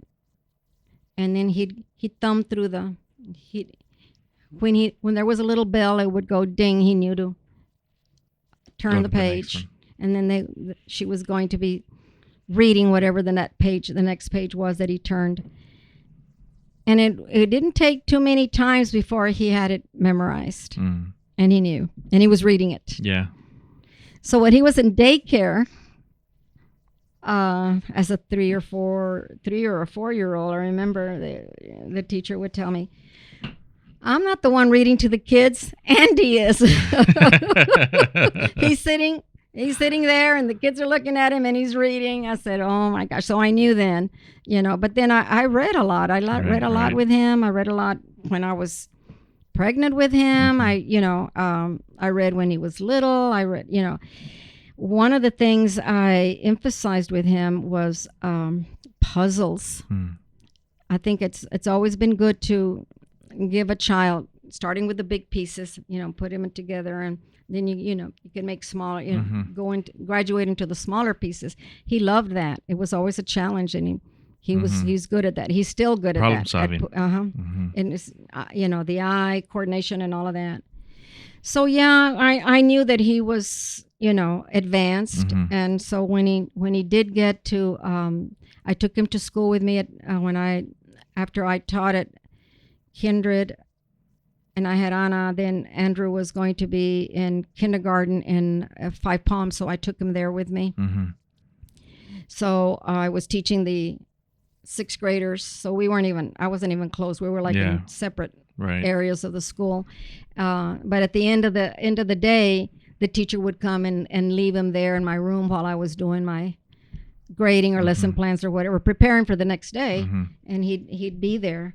So he was always at school with me or at a library with me or somewhere. It was always an educational thing. And I guess that just rubbed off on all that, he was used to the environments. Yeah, the environment that he was in. And to the point where I started then, Ruben and I both said, he's not being challenged enough. It's not the teacher's fault. It's just that he's so advanced. Right. And we knew as educators that you just can't stop teaching for one kid. You've got all the others to teach. So we knew that he needed more of a challenge. So we decided, we had a friend who was sending their son to a private school, and we said, what does it take to put, for a child to go there? Because we knew that it was one of those top schools. And that's where our tuition went eventually. A lot of money went into that tuition, but we thought it was worth it. At the end of 1st grade, he went on to that school, which is Keystone. And I mean, he just learned so much more there, so much more advanced too. And math was his strength. Right. And so, he just thrived. Yeah, and learning was never a problem for him. Anna, on the other hand, did struggle a little, and math is not her area as well. But writing is. She's real good at writing, and she's real good at listening. She's compassion. That's. I always say my kids are day and night. They complement each other, and they love each other. And so I think the role she plays now, she's where she needs to be. Right. But we always told her, you got to start somewhere. So you have to have classroom experience to get to where you want to be. So she did. She taught English language arts for 10 years. She went to Shepherd, so she taught at Shepherd. Wow. Yeah. She said, Mom, what the craziest thing is? I'm teaching kids whose parents I went to school with. Yeah, that's so cool. Yeah. So I said, really? And she said, yeah, because during parents' night or when they come, she said, I see them and I went, wow, we were in school together. And now I have their kids. Yeah. So she taught at Shepherd. Then she went and got her master's in guidance and counseling. And that's what she's been doing. She started at the elementary and then the middle school. And now she's at the high school and she loves it. That's awesome. She's where she needs to be. She's there for the kids. Yeah. That's awesome. Yeah. So what job was your first job in admin? Actually, I started off, I was teaching at Armstrong Elementary, I believe. And there was a position for vice principal of a elementary school. So I said, well, I think the kids are old enough now that I can, because I knew Ruben put in a lot of time in administration. Mm-hmm. But you put in a lot of time in administration in the secondary schools because there's so much going on. Mm-hmm. Elementaries too, but not as much. Right, not the sports and Yes, closing the buildings. And Yes. So I said, well, maybe it's time that I apply and see where it takes me. And if I don't get it, then I'll just apply. I'll just keep applying. Mm-hmm. Well, it turns out that they needed somebody at the time. They determined that they only needed a part-time VP for 2 elementary schools. So it would be part-time Armstrong, part-time Five Palms. So I got the position and I was split. So I just can't remember if it was like every other day or 2 days here and 2 days there, but that only lasted like a year because it really didn't work. Not if you were going to be effective enough.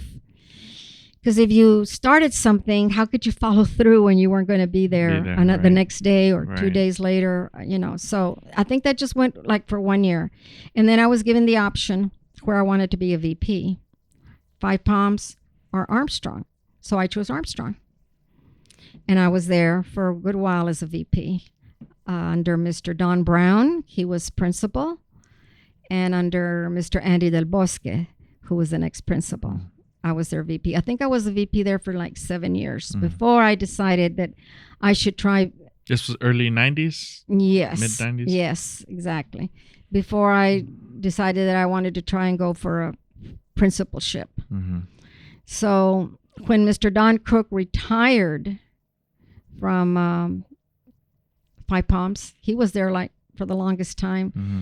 There was 3 principals that were in the district for like the longest time. Mr. Don Crook at Five Palms, Mr. Casillas at Kindred, and I think Mr. Walker at Palo Alto. Okay. But when Don Crook retired, I said, well, just let me apply. And I did, and I got the position to be a principal there at Five Palms. Yes. And what year was that? You're asking me. In the 90s. Putting you on the spot, 90s. I'd say 90. After Andrew had graduated? I'd say 95, 96. Yeah, okay. Andrew had graduated. So mid-90s. About 95, 96, something like that. I'm just thinking, because I would have almost... I went to Royal Gate in 95, 96, but Mr. Sanchez was our principal. And so you were there. How long were you principal for? 1 year. 1 year. At the time that I was a principal there at Five Palms, the district decided to go because we were now being held accountable by the TA for all the test scores. The TOS test. Yes, a TOS test. And I believe it was President Bush, who was then governor, who was initiated this No Child Left Behind or something like that in the state for accountability. So the scores were very important because that was kind of like rating the schools. And I always felt that data tells you a lot. And if I expected my teachers at Five Palms to look at the data, I was going to sit there and look at the data with them. So it was a lot of that year. And where are our kids? Let's continue evaluating. Let's continue testing. We want them to be ready by a certain time. This when they're going to be taking this test. What are our strategies? What are we going to do? I lived it with them. If I expected them to stay, I stayed with them to do all of that. And we had pretty good scores at the end of that year. Five Palms did. In that, at the end of that year, the district had started an initiative across the board for all schools, elementary, middle, and the high schools, to align the curriculum that the teachers were teaching with what was going to be tested. And they brought in a consultant. The board and the superintendents at the time brought in a consultant from the Valley who got us started in that process. Her name was Hilda Escobar. She had been very successful in the Valley with those schools, and the Valley was like kicking it. They were like the schools to be to be envied, because if those kids were 99% economically disadvantaged and they all spoke Spanish and they were being successful, right? What are they doing? Okay. There's something working there. So she became our consultant, and we started recruiting teachers, and that became a project known as the TOS Collaborative for the district. And it was a big project. It was involved a lot. It involved teachers who needed to come in and rewrite curriculum for their class, for their grade. And we asked the principals to recruit those teachers, get those successful teachers to come in the summer, so many weeks out of the summer. Of course, they would get paid because the board budgeted the money for that. And but somebody had to lead it. And at the time, I was asked to lead it. And I went ahead. I said, yeah, I'll do it. I had been involved with my teachers at Five Palms in trying to, in putting it together for our campus. So, yes, I was very interested. And that's how I got into administration, into being the testing coordinator. My position was as a testing coordinator, but then I was also involved in that project, which was the collaborative, and it involved curriculum, and it involved, training, and it involved, so along with the curriculum department, we worked together to make it successful. Right. And it was a lot of hard work by a lot of people, not just myself. I mean, I kind of just directed it and of course worked my butt off, because stayed many long hours, and trying to, coordinate it all. I had a good assistant in Mr. Rendon who helped out, but the curriculum department did a lot of the work that needed to be done as well. They were always working, and then the principals bought into it, and they were able to sell it to their teachers that this was the way to go. And when we're talking about the core areas that were tested, right? The reading, the math, the science, the social studies, the writing. In time, we made sure that the teachers were following it, because they all got their binders at the beginning of the year, and central office was always out there at the schools making sure that teachers were doing it. Everybody was out there all the time. That the district became recognized at one time for that. I remember Palo Alto. When I was at Palo Alto, we became an exemplary campus. And that was a big deal. A lot of schools became exemplary. Even the high school. At the time, Mr. Flores was principal there. Really? Yes. Wow. So he worked real hard with that and convincing his teachers. Well, all the principals did, because those that were successful did. And then all of the people that were in central office that worked, to get it done and to support them. Because myself and the curriculum department were just passing each other up, going from school to school, looking to see, are the teachers following this? Or are there anything that the principal needs to help the teachers with? So it was a constant thing. We were expected to be at the schools every day. So you were all over the district. Yes. So I got to meet all the principals and work with all the teachers, and I did that for I can't remember how many years. 4 or 5 years, maybe. I don't know. Was it through the transition to text? Yeah. From from Toss to tax. actually it started with tabs, then toss, then tax, and then what was after tax? I think Star. Star. Okay, I was gone by the time Star was came created. back, Mhm. but I stayed like 12 years there in testing. Mhm. So I coordinated all the assessments. Not me, my department. Mhm. It wasn't me. I was given the title for it, but the people that worked under me, we coordinated all of that. And not only did we coordinate state, but we coordinated district, as well as other assessments that the kids needed to take. And then came the time when you couldn't graduate if you didn't pass all your Tax. tax. So I had to stay in the summer and work for those kids that were taking it in the summer, to be available for them to to be there and take it. So after like 12 years of that, I said, I don't think I want to do this anymore. I was contemplating retiring. So I went to the superintendent at the time and I said, either I do something else or I'm going to retire because I'm burned out. And actually, I need you to help me with this. So then I got moved to the position of executive director for student services, and that meant collecting data from all the kids, which is, we call it the PEAMS.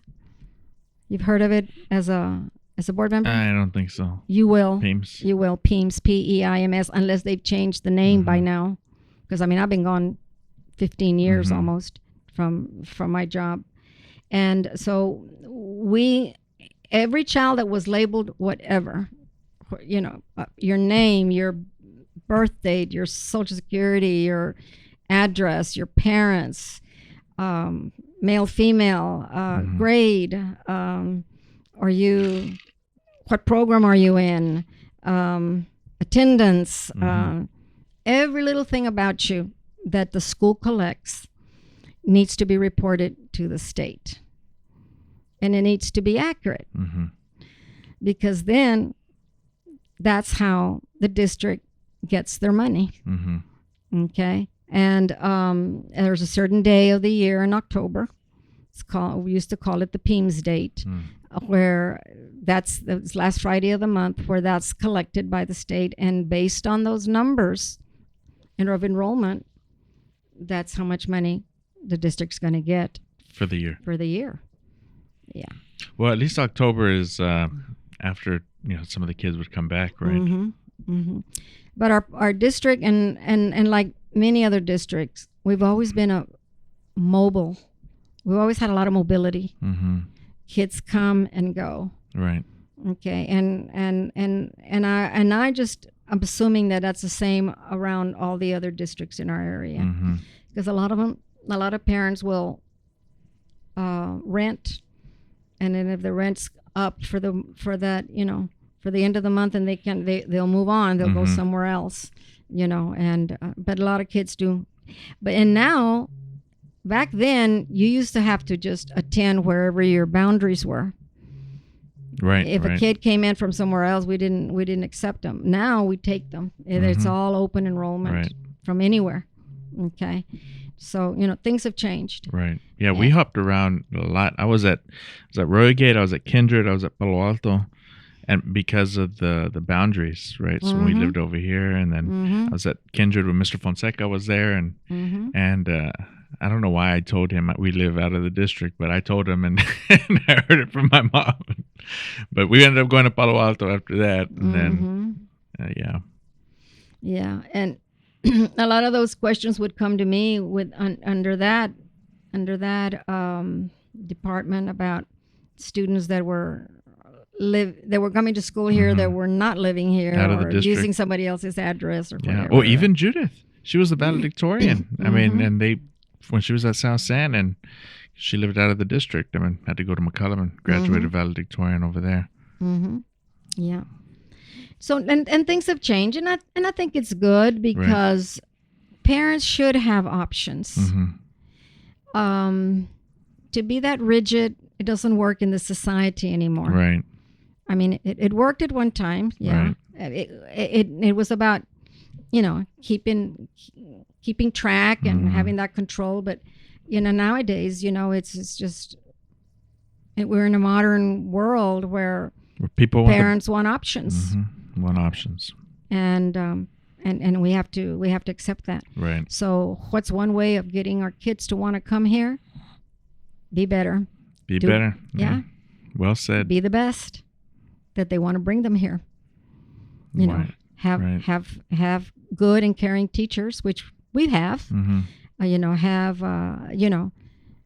Have programs and things that they'll want to come and be a part of, and above all, have good scores, because that is the name of the game. That's what you're evaluated like it or on. not, because it's made public. Right. And when people are looking for a place to live, parents are going to want their child to go to a school that's being successful, right? Not to an F school, right? Okay, so yeah, fortunately, that's what the era we're in, but it is the name of the game, and so the way to want parents to come to us is show them that we can give their child a good education. Right. Absolutely. So how long were you in the PEMS role before you? Then after that, I guess I was there like 5 years. I had told myself I'd be there. I told the superintendent, was Mr. Durbin at the time. I said, well, I can probably just give you 3 more years. He said, well, that's okay. We need help with that. And I went, but then I kind of went, I think 5, maybe even 6, because I retired in 2011. So this June will be 15 years, which it's hard to believe. I can't believe that. It's gone by by so fast. And I know that there's been changes, a lot of changes that it's just like, I can't keep up with it anymore, because I'm not in it. So I don't have to read about it, or I don't have to study it. And right. It's all new to me now. And after that, what did you do to keep your time busy? Well, before my mother came to stay with us 6 years ago, Ruben and I traveled a lot. We had said that we didn't get to do much of that when we were raising children, our 2 kids. And I think we got the travel bug when we used to go up to North Dakota before them, because on the way home, we'd go either on the east side of North Dakota or on the west side of North Dakota and visit those states.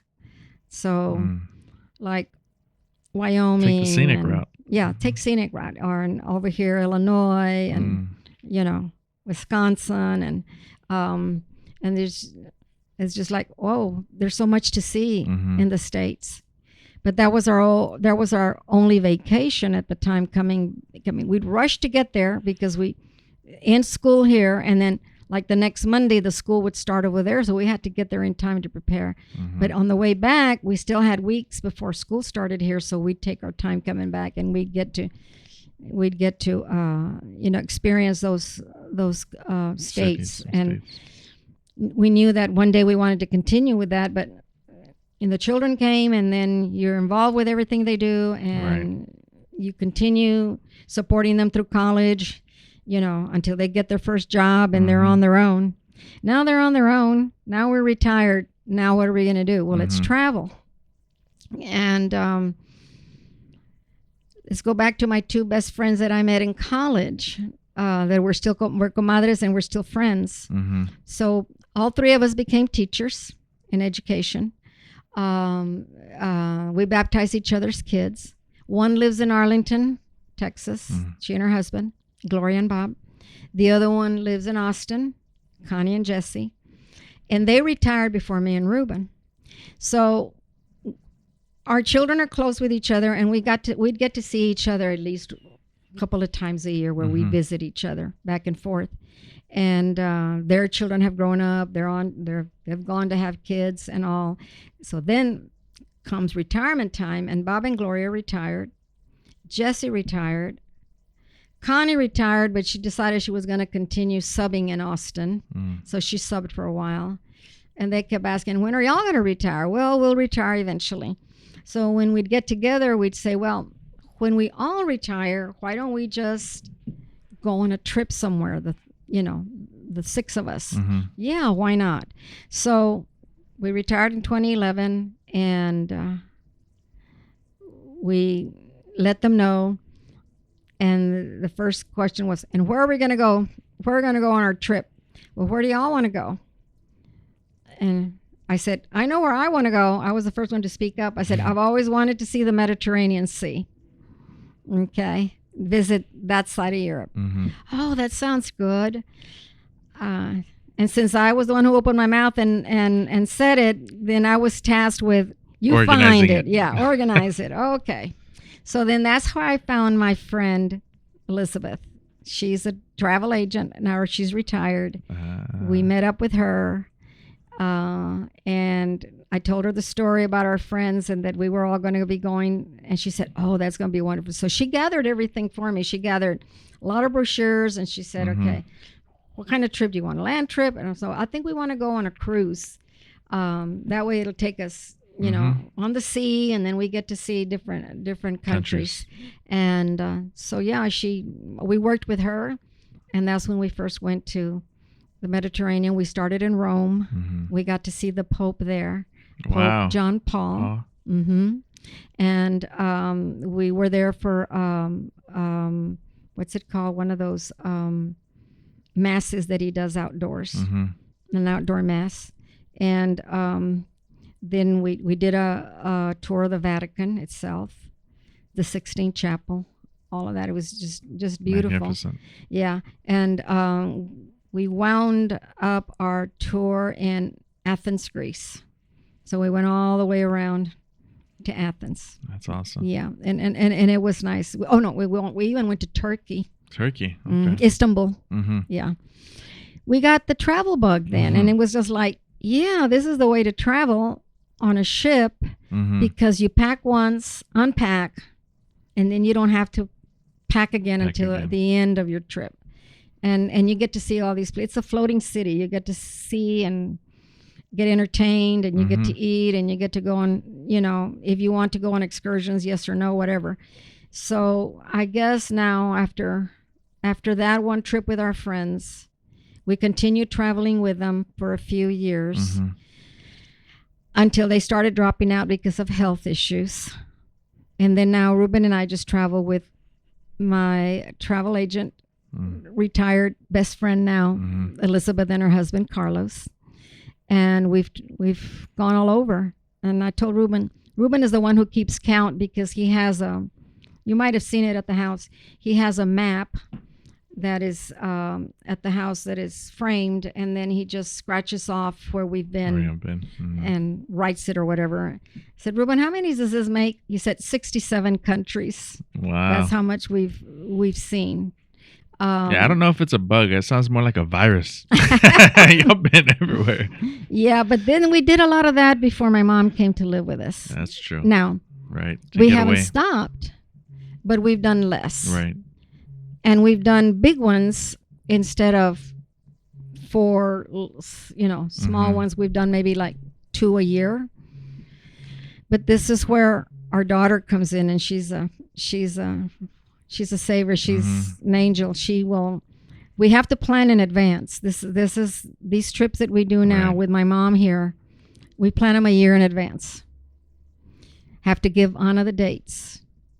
See if they doesn't interfere with what she's going to have to be doing as far as her job. And in hopes that my mom is still well enough for us to take off and go. And then I have to tell my brother we're leaving. And I don't expect him to step up, because he's got grandkids that they help take care of. And there's 4 of them. Your brother's here in San Antonio? He lives in Helotes. Helotes. Yeah. And your other brother? He's deceased. Oh. Okay. He died, it'll be 3 years now. That's right. Yeah. And that's Jorge. And Tony lives in Helotes with Carol, my sister-in-law, and they have grandkids. So their kids are still little. So they have to be available for them, and they help the daughter out a lot. So I don't expect him to step up unless all of us are going to be gone. And then I said, Tony, like last summer, we were gone, and he took care of Mom. But Anna's the one and the reason for it is because we want to keep Mom stable there at the house. It's her routine, Right. her room, her meals, she gets up, she knows how to turn on the TV, she knows, it's her routine there. We don't take her out of that routine. And Anna will move into our house the weeks we're gone, takes care of Grandma. She's funny because she says, okay, when are the weeks that I'm on grandma duty? So, she knows, she has them written down. And then she said, no, it's no problem. I just get grandma used to my time. She wants to get up and eat breakfast early. She's going to have to get up when I get up. Excuse me. And with me, she gets up when she wants, because I'm at home anyway. And then Anna says, and if she's going to want to have supper, she's going to have to wait till I get home from work. But the neighbors know that she's there in case something goes wrong or whatever. They're aware. But so far so good, knock on wood. And Anna's real good about it. And wherever we're at, we'll call or we'll FaceTime. They get to see us, we'll get to see them. But we don't want to stop our travels because we know that one day we're not going to be able to do it. Right. And it's becoming harder and harder for us as we age because we move slower. We have arthritis. We're not as spunky as we were, and so we try to do things that are not going to be adventurous anymore, where we have to like climb. Survive. Yeah. Like my cousins last month or in November, December, they went to Lima, Peru to see Machu Picchu. Oh, wow. And they're much younger than us. Well, they needed oxygen to get up there. Oh, man. My cousin needed twice. She said, I needed oxygen twice. So they put this mask on her. And she said, I never made it to the top, but Manuel did. And he needed oxygen once. And I said, if y'all needed oxygen, forget us. That's something we should have done 20 years ago. Yeah. Okay. I don't know. Mr. Flores was the quarterback for Dilley, though. No, those days he's aching now. Those days are gone. Because of that, he's aching. That's funny. Wow. No, I am very well aware of your travel schedule, and you always tell us way in advance for making sure our meetings work around that, and that's awesome that y'all get to do that. I think maybe we're planning on taking the whole family to do the Camino de Santiago, because Judith and I went when we went on the pilgrimage, and we didn't get credit, but we did the last 5K, right? But once our youngest probably gets around 8 years old or so, and then Autumn would be probably leaving high school, we're gonna do the whole pilgrimage as a family. That's like our goal. So I've got to be in good shape, and I got to make sure these kids are able to hike. That's beautiful. That's beautiful. To do that as a family, that'd be amazing. And it will be memory that you'll never forget. Yes, we did the last summer, 2025. We went to not summer. It was November, December of last year, 2025. We went to Fatima. Yes, in Portugal. Beautiful. It was beautiful. So in May, we plan to go to Lourdes in France. Yes. Personally, I think Lourdes is better than Lourdes, Fatima. yes. And I'll say that when we went, it was during a Dominican pilgrimage, and there were, I'm not even exaggerating, like 10, 15, 20,000 people doing the procession of Mary, and just the most beautiful experience. And it's dark, and everybody's going. And then when we went to it was like a world mass, where priests from different countries shared the mass together, and they're speaking in different languages, and you're like, wow. And then the way the church is, okay, not the church on the grotto, but the church on the other side of it, it's underground, and they said they built it like that because during World War II, like Wow. in protection of being bombed. So it looks like cement blocks and everything. But yeah, we did that, and then they had to be healed by the water. They had like little showers, and I think during COVID they weren't doing baths anymore. It was just like they were still calling it a bath, but they would only give you a little bit or something, washing your hands and stuff. It was. We went to Lourdes first, Lourdes, and then we went to Fatima, and both were magic,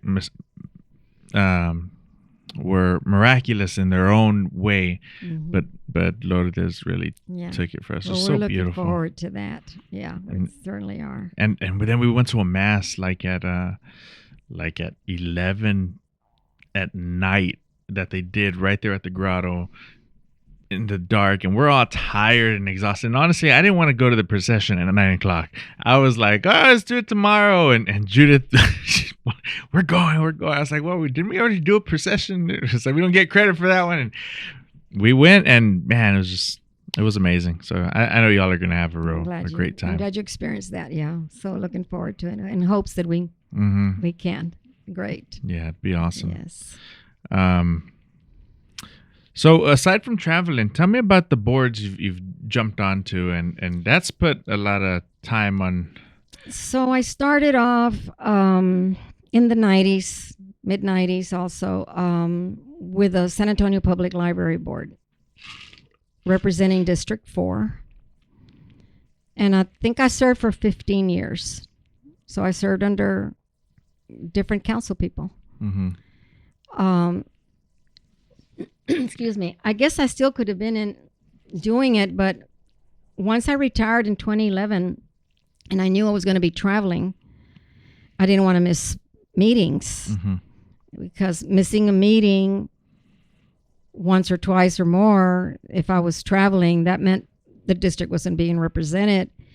So I went for a year, one more year, and finally I had to come to the council person and let them know that I probably needed to retire because it was not fair to not be, present at the meeting. And the council person at the time was Ray Saldana.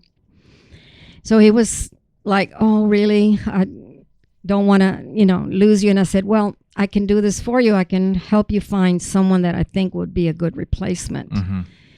And I knew this person because I know her family. I knew her education. I knew she worked in libraries, and she was single at the time. And I said she has time. So I recommended her, and her name is Andrea. Andrea Sanchez. She's now Muñiz, and she's been representing District 4 now in my place since I left. So now it's almost 14 years for her, I guess. So we're pretty stable in District 4, right. With representing. I loved it because, again, literacy is what is my passion. I love to read. I love to make sure that citizens and in the city and county have access to reading material because it's so important. And I just enjoyed, and I was part of the board where at the time they were building libraries. We needed more libraries in the city. And luckily we had, the council gave us the budget to continue building, and I was glad to be a part of that. It took a lot of my time because they they put you in separate committees to make decisions before you take it. You take those recommendations to the board and have the board, make the decision. But it was, it was the the facilities committee or the naming committee or the, policy committee. So I served in every one of those committees over time, and I enjoyed it. I learned a lot. So yes, so I was in that board, and then after my retirement, I was asked to run for the school board for South San. And I kind of wasn't too excited about it. I said, no, I don't know. It's, the politics of it and all. And no, we need somebody with education experience and so on. I'll think about it.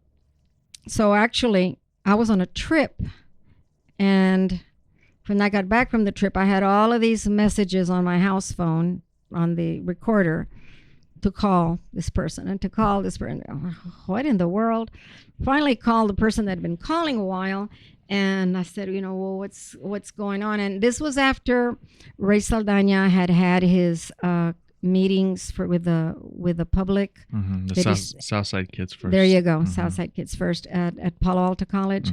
And I had attended some of those meetings. And the person that was kind of helped put all of that together was reaching out to me to see if I was interested in running for the board in District 8, I believe, in our district. And I said, I don't know. I said, I can't make that decision. I have to ask my family if this is something they want me to be part of, because I still travel, and I'm still, this was all before my mom came to live with me too. I said, but meetings are just once a month. Once a month. They don't tell you that you have all these special call meetings and you have all of these other meetings, and all of that. And so I kind of talked to my family about it, and they said, well, give it a try. Why not? And I said, well, it's going to require an election. We have to go out there and campaign. Well, we're willing to help you block walk and all of that. Okay, so I did. I put my name in it the last day to put your name in it. And because I literally got back like a day or two before the deadline to apply. And then I called that person the next day, and then I had like overnight to think about it, and then I had the next day was when you had to apply. And I went through the whole process of campaigning and putting up signs and all of that, and the time came for the election, and I was elected. So I've served on the board, and I'd say I maybe 3 or 4 years. When I think Dr. Saavedra was the superintendent at the time, and he decided to retire and step down, and then that's when we hired Dr. Elda Flores. And well, you know the story about that. I just feel that he wasn't given the opportunity to lead, and I was supportive of him. Well, they voted unanimous decision to bring him on too. Everyone, every single person. Exactly. And I just didn't care for the infighting. It's not what I had gone in to do. I had gone in to at least apply my expertise in education, knowing that my role was different. It wasn't going to be as a, as a employee. It was going to be as a policymaker. It was going to be as a person who is responsible for student outcomes, and the budget and all of that, so my goal there was to support those programs, that the teachers and the campuses needed to be successful. And of course we went to the president at the time that became president of the board, Ms. Olsteguin, Angelina Olsteguin, was very much sold on Lone Star governance training. She insisted on it, and I went, I'm glad, because well, first I didn't know what it was about, but I signed up for it. We were all supposed to sign up, for all of us. It's pretty new too, right? Yeah, it was brand new. It was brand new. Not very many districts had gone through it, but you were not going to get credit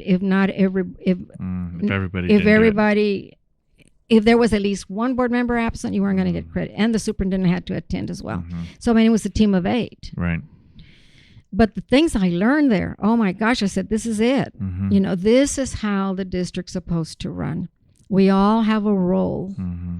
You know, you hire a superintendent to do his or her job, and you hold them accountable by setting goals and putting Progress measures. Yeah, progress measures, but there's restrictions as well, like The constraints on constraints. There you go. But you gotta follow the data. You gotta look at where are you and where do you want to be. Set those goals. What the outcome is supposed to be. You know, that was down my alley on what I used to do for the district. And I learned, and then after I learned, I knew that was the way to go, because as a board member, you don't tell the superintendent what to do. Mm-hmm. Superintendent, you hired that person to do it, and then you hold that person, again, like I said, accountable. And the superintendent reports to the board or makes recommendations. Well, that's what it is. You make a recommendation, right? Then the board has to ask questions, and the questions have to be, you know, educational enough to where you know what to ask to see if that's the way you want to go. Right. And I felt that's what the course the district needed to get out of bickering so much. Well, it worked. I thought it worked great for the first couple of years, until the next election came. And those that were on board with Lone Star governance got defeated, and a new group came in, and a new president got sworn, and then Lone Star governance was not a focus anymore. And when that happened, I just think, you know, it was just more infighting, more, you know, I didn't come into this for this. Right. And like I said, with Dr. Flores, Alejandro Flores, he was not given the opportunity to lead. And I said, well, you know, I've had enough. And that's when I stepped away. But I learned a lot from being a part of that board as well. I took it seriously, my role. I studied a lot for it. I felt that I went prepared with my questions on the information that was given to us prior to. And but it wasn't, you know, it wasn't meant for me to continue the long haul with that. So go another couple of years, and then I hear from you. And you're needing somebody to serve in your board here with Building a Purpose. And of course I had heard, no, I knew of Building a Purpose because I was one of your mentors that you had asked me to be.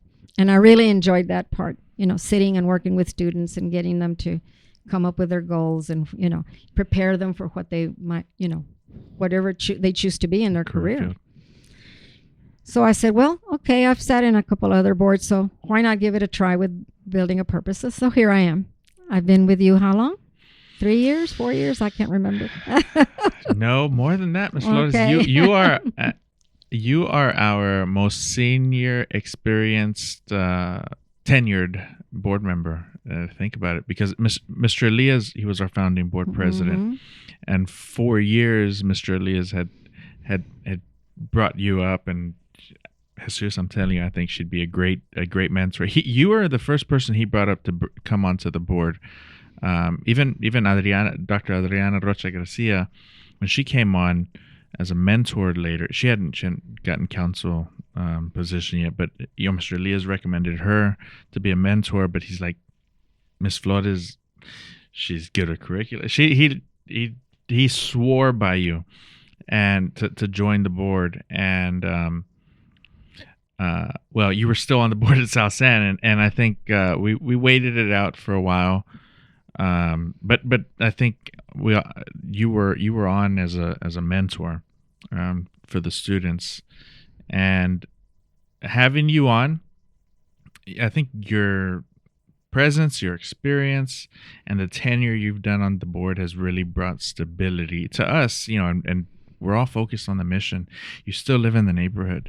You and Mr. Flores are one of the most silent giants in the community, and I think it's just testament to the kids you've raised, the kids you've taught over the years, and how you've served the district, especially during the hardest of times. I'll never forget that board meeting, and what a heatful just in my heart. And I was so proud of you, so proud of the whole thing, and disappointed at how long it took for the change to actually come in. But you've certainly inspired me and been stability for building a purpose. Thank you. But now you're there, and I'm so happy that you're there, because I had been after you to run for this, for the board in this district to represent this community. But I could understand your concerns, and of course, you're trying to find your way as well, but I think the state and Dr. Hinojosa have made a good decision in the people that are there running the district now. This is what needed to happen, and unfortunately it didn't happen soon enough, but it's here now. Right. And all I can see is the district moving forward from here. We're here for the kids, Right. we're here to make life better for them and prepare them for what's ahead in the future, because it's not just, the world is not just going to be here in these streets of South San. The world is out there for them to take. Right. Outside of San Antonio, outside of Texas, outside of the United States. We have to prepare them for that and help them become confident adults, compassionate adults, accountable adults. I think those are all the things that mean a lot to me. Literate adults. Yes. That's what I think I have worked all my life to try to get to teach my kids. I go back to when I was teaching at Five Palms, the 6th graders, and right after lunch, they would go out. The kids would go out and play for so many minutes. Let them get the all their energy out, and the food they ate and everything, come back. And when you try to get them to settle down, after that, I always built in silent reading time, not for them, but read out loud for me for them to hear me read them a book. Okay, that settled them down. I told them, you can either put your head down if you'd like, and I knew a lot of them probably slept, but a lot of them were listening. Right. When I was reading a book and it usually lasted like 20-30 minutes at the most, but I would pick up a book that I knew they would not pick up when they would go to the library, and it was always the Newbery Award books. Okay. And the one that I always get a lot of the kids come back to me, and then that's the rewards that we get as educators at the end, not right away, but when they're adults and they come back to you and they tell you, thank you for doing this. Yes. Because now it's the love of reading that I like. I used to read to them The Island of the Blue Dolphins, and those library books that I knew they were not going to pick up, but it was a story, and then I try to change my tone, with the different characters and things like that. So that was my. The classroom was my stage, you know what I mean? And I know every teacher feels that way. Once you're in the classroom and you have an audience, you have to find a way to bring them, to you. So with me, it was reading to them and trying to get them to love reading by listening to a story that I knew they would not even read. But once they read it, they went, oh, can you pick another a Newbery Award book to read to us? Once I would finish. So much years later, the mom of this young man who grew up to be a brain surgeon I can't remember where he's living, if he's in Colorado or where, but he graduated from West Campus High School. That's where the kids went from Five Palms to Shepherd to West Campus. And I'm not sure if he was top one or valedictorian or salutatorian of his class, but it was a young man that was in my class, and I could tell that when I was reading a certain part of the book, his head was down, but then he'd pick up again and he'd like listen. Oh, okay, this is the part I like, and then he'd put his head down.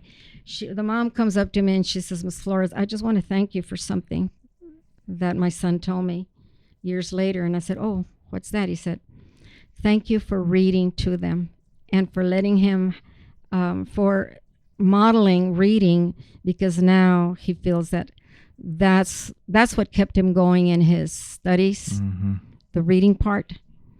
And I said, "And how is he doing now?" And that's when she told me, "Oh, he's a brain surgeon." Wow.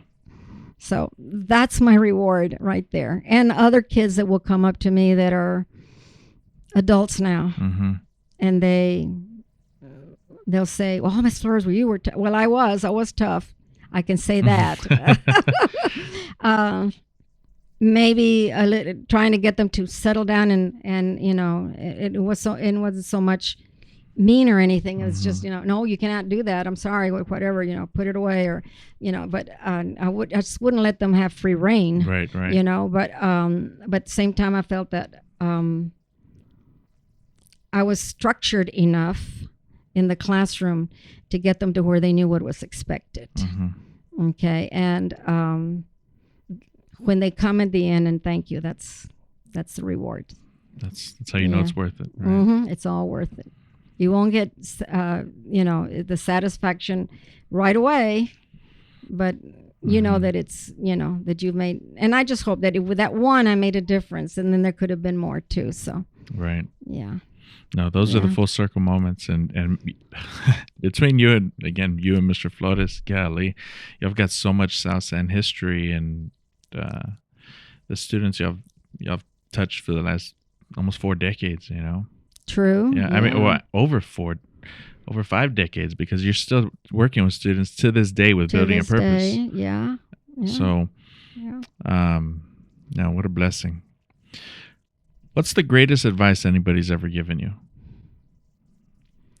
To treat others like you want them to be treated, like you want to be treated. I'm generally friendly. I like to smile. I like to say hello to people. I'm a hugger. In my family, we hug and kiss. And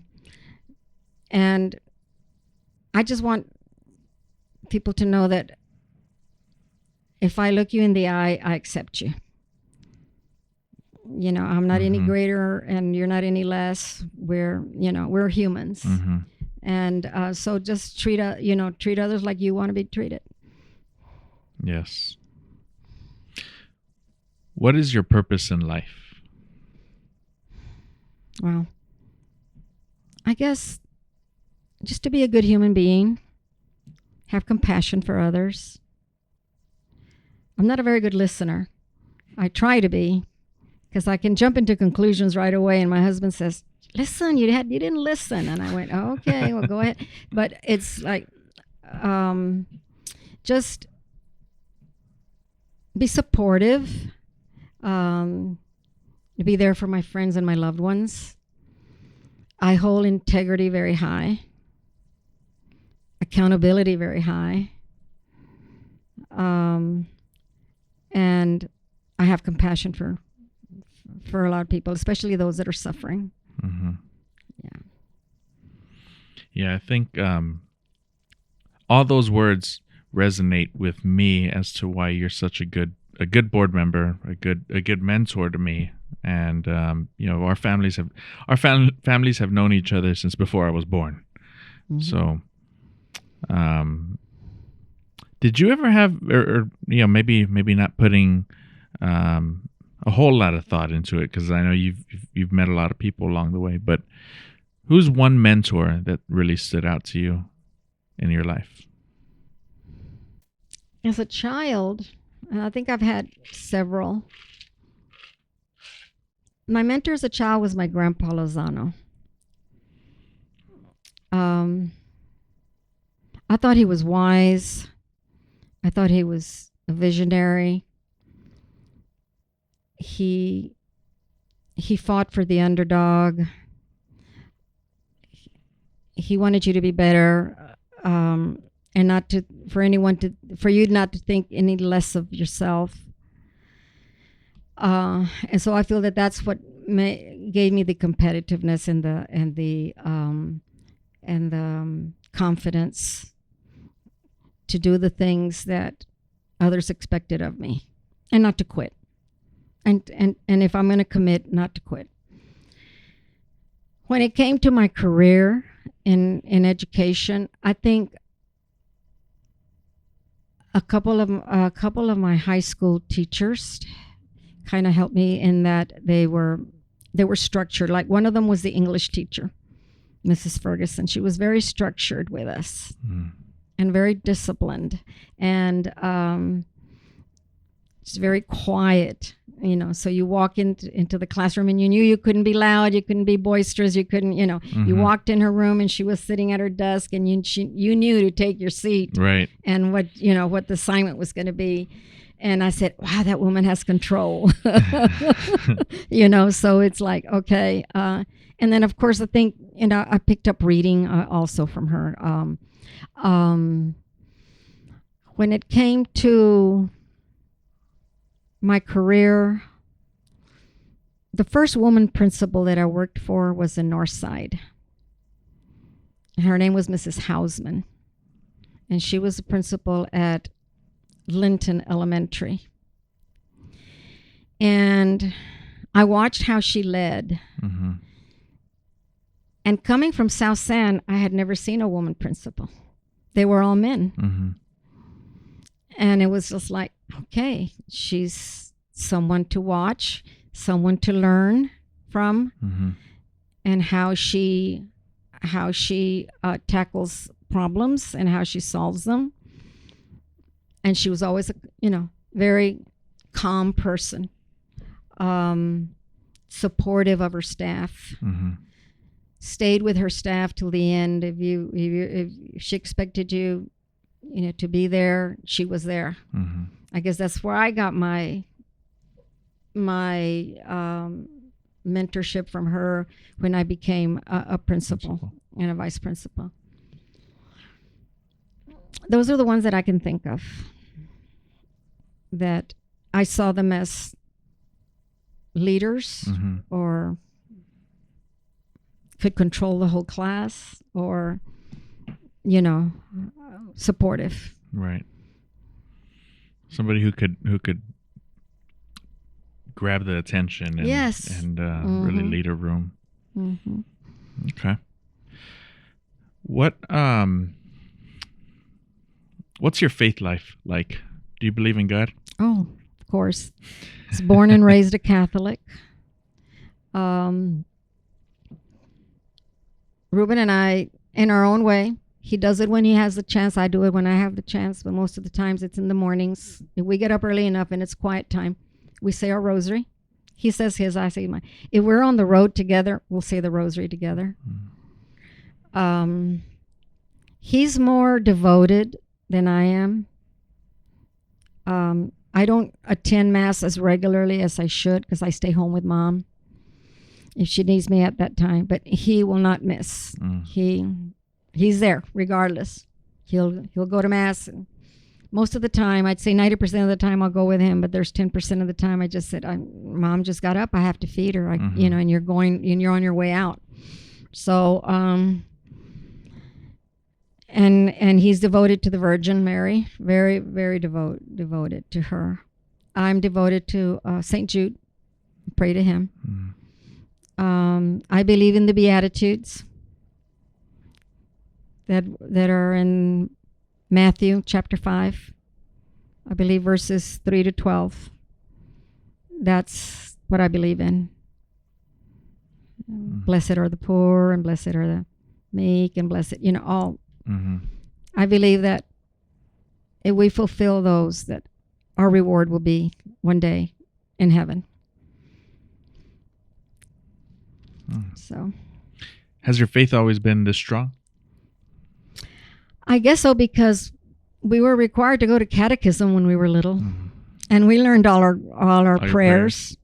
Yeah, that's the one thing. I mean, we went to church every Sunday, and then we had nuns that would come that were there, and then we had catechism during the week after school or on a Saturday. I belonged to the CYO, the Catholic Youth Organization, when I was in high school, to the point where, going back to when after Ruben and I got married and we'd go to North Dakota in the summer, we would help the priest, the Catholic priest from that area, give masses at the camps. So we'd help with the prepare the Eucharist. the Eucharist, prepare the altar, give out the Eucharist. We've been pastoral council members at St. Vincent de Paul. We've been. Is that your home parish? That is our home parish in San Antonio. When Father Jose de la Rosa was the pastor there, we were in the pastoral council for like 4 or 5 years. We were Eucharistic ministers. I was a lector. We did marriage encounter for like, 5, 6 years, I guess, too, when the kids were younger. We'd give up a weekend. What is marriage encounter? Back in the day, it's an organization that for married couples who want to enrich their marriage, their married life, but put God first. And of course, as married couples, we all have issues. We all have problems. If it's not financial, it'll be in-laws, or it'll be how you discipline the kids, or it'll be one or the, it's something, right? But it's how you work together. And a lot of times in marriage encounter, it's about writing your feelings and expressing and writing them, and then giving them to your spouse to read what your feelings are. And we were taught that a feeling is not right and it's not wrong. There's no right or wrong in feeling. It's just a feeling. So you're trying to make your spouse aware of that feeling so that you can communicate better, or you can, the outcome for your marriage can be better. And marriage is not a walk in the park. I mean, you have ups and downs. I mean, our 54 years of marriage, we've had our ups, we've had our downs. And it's just, are you willing to work at it and make it better? Yeah, no, that sounds like an awesome, maybe not ministry, but organization. It was kind of like a ministry. Yeah, we'd go to different. Out of St. Vincent de Paul, or was out of the archdiocese? It was sanctioned by the archdiocese and the Catholic Church, and we always had a priest that presented, and there was always 2 to 3 couples presenting to a group of maybe 8 to 10 couples that spent the whole weekend together in a dorm-like situation. Okay. And then you came out. At the very end, there was a mass and all of that. But you came out. You had your meals there, and you had your time at the presenters, and then they'd make you go back to your room and write down your feelings about that particular topic.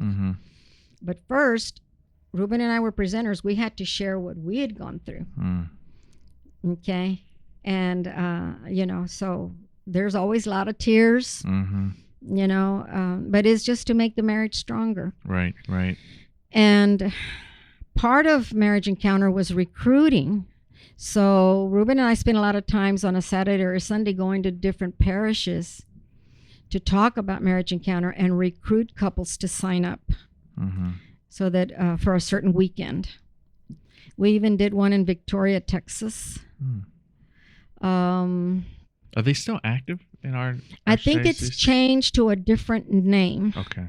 Because I saw it in our bulletin this last week or 2 weeks ago. I told Ruben, look, Ruben, I said, this doesn't say marriage encounter, but it says marriage something. And it was the same thing. It was for a weekend, and to sign up for it, and this is the contact person to call. So I think it's over the years, because I mean, Just we did evolved that and like in the changed. 80s. And so we got to meet wonderful people too. And yeah, that's how we got, we were involved with the church that way. Since then, we've slowed down. We're still parishioners. We're still dedicated to our parish. In our travels, everywhere we go, we have to visit a church, or 2 or 3, especially if you go to Europe. I mean, you go to Italy or you'll go to Spain, and there seems to be a church in every corner. Right. So we love visiting them. Those are ancient churches. Yes, they're exactly. very nothing like here. That's only a couple hundred years old. Over there, you're talking thousands, or at least 1,000. And we support the nuns, the Descalced nuns that are up in the hill over there, off of Culebra Road, and over there behind Holmes High School. Okay, we There's an order there. We support that order. We help them out with funds, and so we also, through the Catholic Church, are doing this. We're still doing it, and I guess we've been doing it for 30 years now. We support a child through, it's called Unbound, and it's a child that parents need help educating them. We supported a child from Nicaragua since he was in the 1st grade until he graduated from high school. Wow. What a So we story. paid his school tuition. Now we're supporting a little girl that's in Honduras. Okay. Otherwise, the parents won't send them because they need them to help them work the fields or whatever. So we did on the Nicaragua child, we did a visit one year. Really? I think it was in 2016 or 2017. We went to Nicaragua. He lived in Bluefields, which is on the Caribbean side of Nicaragua. And we went and visited him and his family. And it was so neat. The organization set it up. They fly you over there. You get housed. They take you to the different areas. And I mean, talk about poor. Those families really are poor. Yeah. So that's one way of us helping out. And again, it's education. So we help out with the education. No, that's beautiful. We get like Carmen Sanchez. I think you know Carmen. She's our religious education director at the church, and she'll come in and talk through some of the opportunities to help overseas. And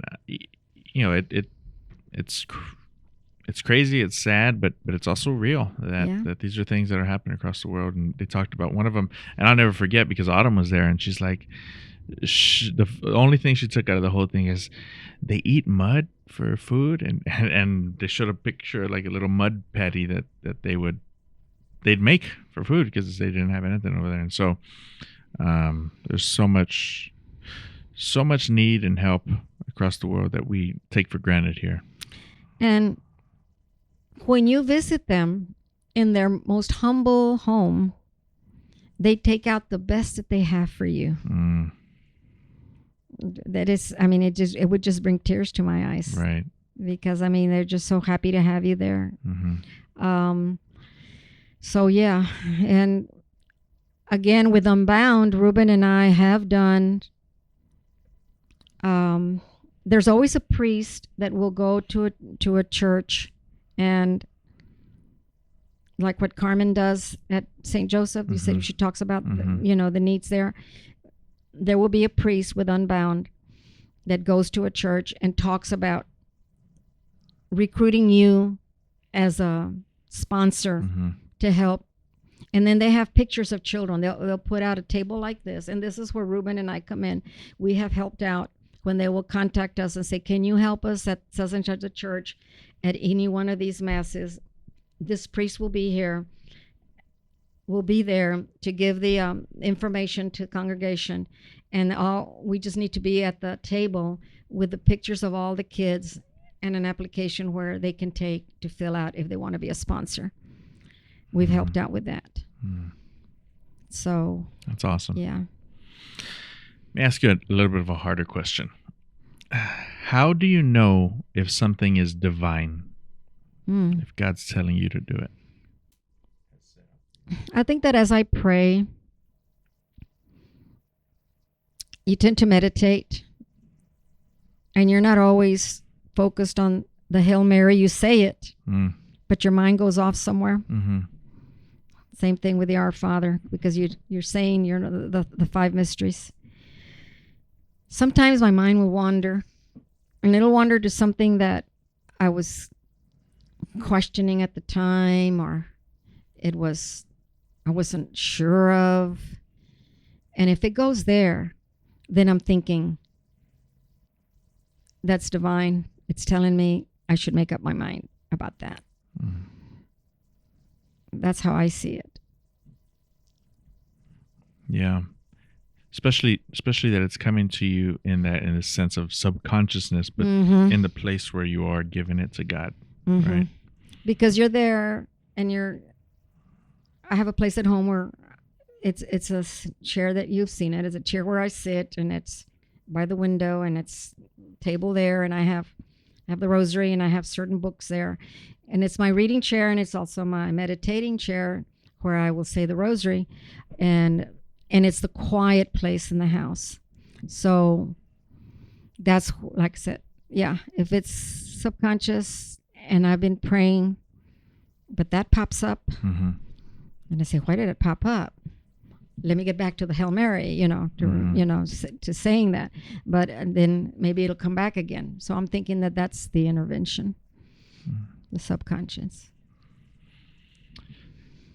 If you were to die today, and you only had one phone call, who would you call, and what would you say?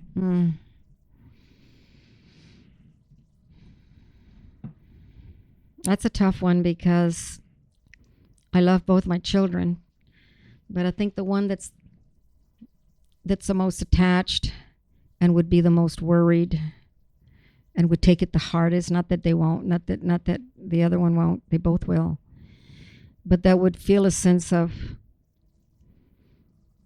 so much loss and grief, would be my daughter. And I would just tell her, it's okay. It's okay. It's my time. I'm resting. Go on with your life. Make the most of your life. Live a good life. Remember the things you were taught. Beautiful. What would you tell Andrew? The same. Because I know both of them would be grieving the same. But I think Ruben and I are most attached to Anna, because Andrew left us for like 20-something years. When he went off to college, yes, he went to the East Coast at 17 years old when he graduated from high school. Was gone for his bachelor's, his master's, went to the West Coast, California, to work on his PhD. All of that took about 20-something years. So he grew as an adult outside of family, and he didn't see the ups and downs that we went through, or the families that were lost along the way that we had to bury. He did attend some. He was not able to make it to my dad's burial because he graduated in 93. My dad died in 94. My dad died April 29th, 1994. The week we buried him, Andrew was taking his finals, his first year in college at Carnegie Mellon. So he couldn't come. That was hard. And I know that my dad would not have wanted him to skip that because education was such a priority for us. Well, and for him to go to an Ivy League, to really launch out, and what an amazing feat. So That was hard, but he was here for his abuelita Elvira's funeral, which was my mother-in-law, Ruben's mother. And I believe he was here for Ruben's dad's funeral as well. But along the way, we lost aunts and uncles and cousins. And he was so far away, he couldn't come. But he did say, one day I'll come home. And he did on the year he turned 40. But again, he had grown up as an adult far away from us. Right. So Anna all this time was with us. You know, went through a lot of, you know, like I said, ups and downs with us. And so I'm thinking that, you know, she'd be the one phone call that I would make. Although I would love to call them both. Yeah. Or I would tell her, tell your brother the same. I can only make this one call. Tell my loved ones the same. I can only make this one call. Yeah. What would you tell Mr. Flores? That we lived a good life. It wasn't perfect. Nothing is. But we worked at it. We were blessed. We were blessed with, you know, we found each other young. We had nothing. We worked with what we have. He fulfilled his dream of having his ranch. We've lived a long life. We've traveled. We were blessed to have all that in our lives, and we've had good friends and family. Yeah, what a blessing. These next questions are kind of rapid fire. Just I didn't put them on the sheet, but whatever comes to mind, they're going to be hard. Like, what's your favorite song of all time? It's like, oh, I can't just pick one song. Just whatever comes to mind, and it's okay. So we'll start off with that one. Favorite song of all time? There are a lot. But the one that comes to mind is Dancing Queen, because it's so lively and it's one of my favorite groups. And ABBA. I mean, yeah, it just I dance to that song puts you in a mood, right? My grandpa would dance to that song. My dad, we all dance to that song. Everybody does. Yes. Favorite artist of all time? Musical artist. But I loved Neil Diamond, still do. I can hear him over and over. That would be it. Favorite book of all time? But my favorite book of all time probably had to be The Thornbirds. The Thornbirds. It was a movie, but I read the book before I saw the movie. And that's and The Thornbirds was written by Colleen McCullough. Yeah. The Thornbirds. Well, next is going to be your reading list. What would you recommend to read? I brought it because remember, literature and reading. Like I told you, I started off with that series back when I was in elementary and continued. Over the years, I started off with a lot of historical fiction. I love history. But I like it being told in a story. Right. You know, in fiction, with fictional characters. So many fictional stories are based off of nonfiction stories. So one of my favorite was Taylor Caldwell. I read her early on when I was still in the classroom. I was teaching. Kids were little. I put them to bed early. We'd go to bed. We went fall asleep, and I'm sitting there reading till 1 or 2 in the morning because I can't put those books down. By Taylor Caldwell. Colleen McCullough is the other one that I couldn't put Celeste de Blasis is another one. So I mean, if I've read any of those, and I still have them in my library at home. And John Jakes. John Jakes has a lot of historical ones that start with North and South. That was also a series on TV. Love and War, Heaven and Hell, The Homeland, and then the series of there was a whole series of how the United States was made, starting with the immigrants, the warriors, meaning the natives. The one was called the Bastard, then the Titans, the Lawless, the Furies, the Rebels, the Seekers, and finally the Americans. All of that is a series by John Jakes on how the immigrants came and how America was built. Wow. Does it tell it from that perspective of that those like the Americans, the warriors? And it follows the families on some. When it's a series, it can be like families, and then it turns into generations. Wow. Of those families. So I love to read that kind of thing. So I must have like 20 or so books from John Jakes. The other ones that I mentioned before, they were all, historical as well. Like, the making of California, the Southwest, all the Northeast, all of that. Everything. And then then I stopped reading a little bit of that historical part, but I still like fiction stories, and I love Layla Mitchum. The thing about Layla Mitchum, she's written like 4 different books, wonderful books, and you can look her up in Google. It's spelled Leila, and then Mitchum, Meacham. She used to be an English teacher here in San Antonio. Really? I don't remember if it's Northeast or Judson, one of those school districts up in that area. She was an English teacher turned author.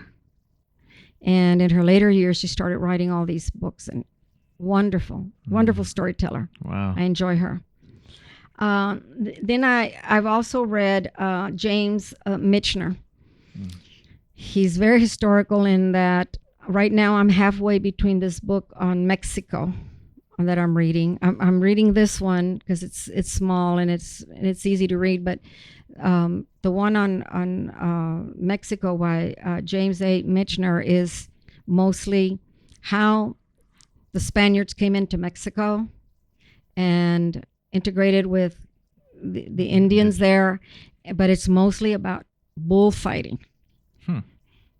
The culture they brought in.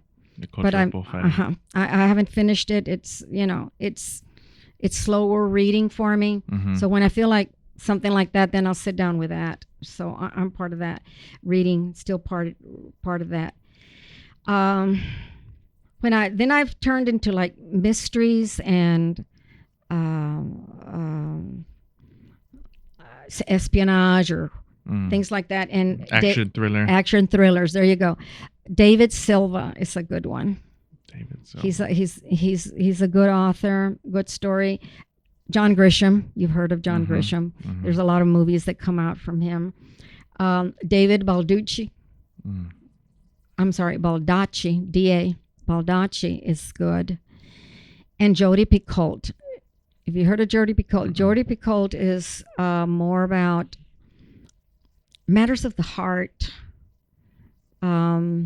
things that families go through, or illnesses, or things like that, death, or she's very deep. Sounds like my type of girl. And and just for fun, when I get like, oh, this was too deep, or this was too much espionage, or too much of that. Lighten up the spirit. Yeah, lighten up. I read Danielle Steele. You've heard of her, and that's easy reading. I can finish that book in about 2 days. Because if I sit down, and it's a reading day for me. And Fern Michaels is another good one. It's easy reading. So that's my list. Those are my that I like. This authors. is the Elda Flores list that I like to read by those authors. Or I'll pick up another book as well if it's recommended. So my friend Betty and I, we exchange books. She's a reader too, and when we see each other, we like to get together once or twice a month, and we're exchanging books.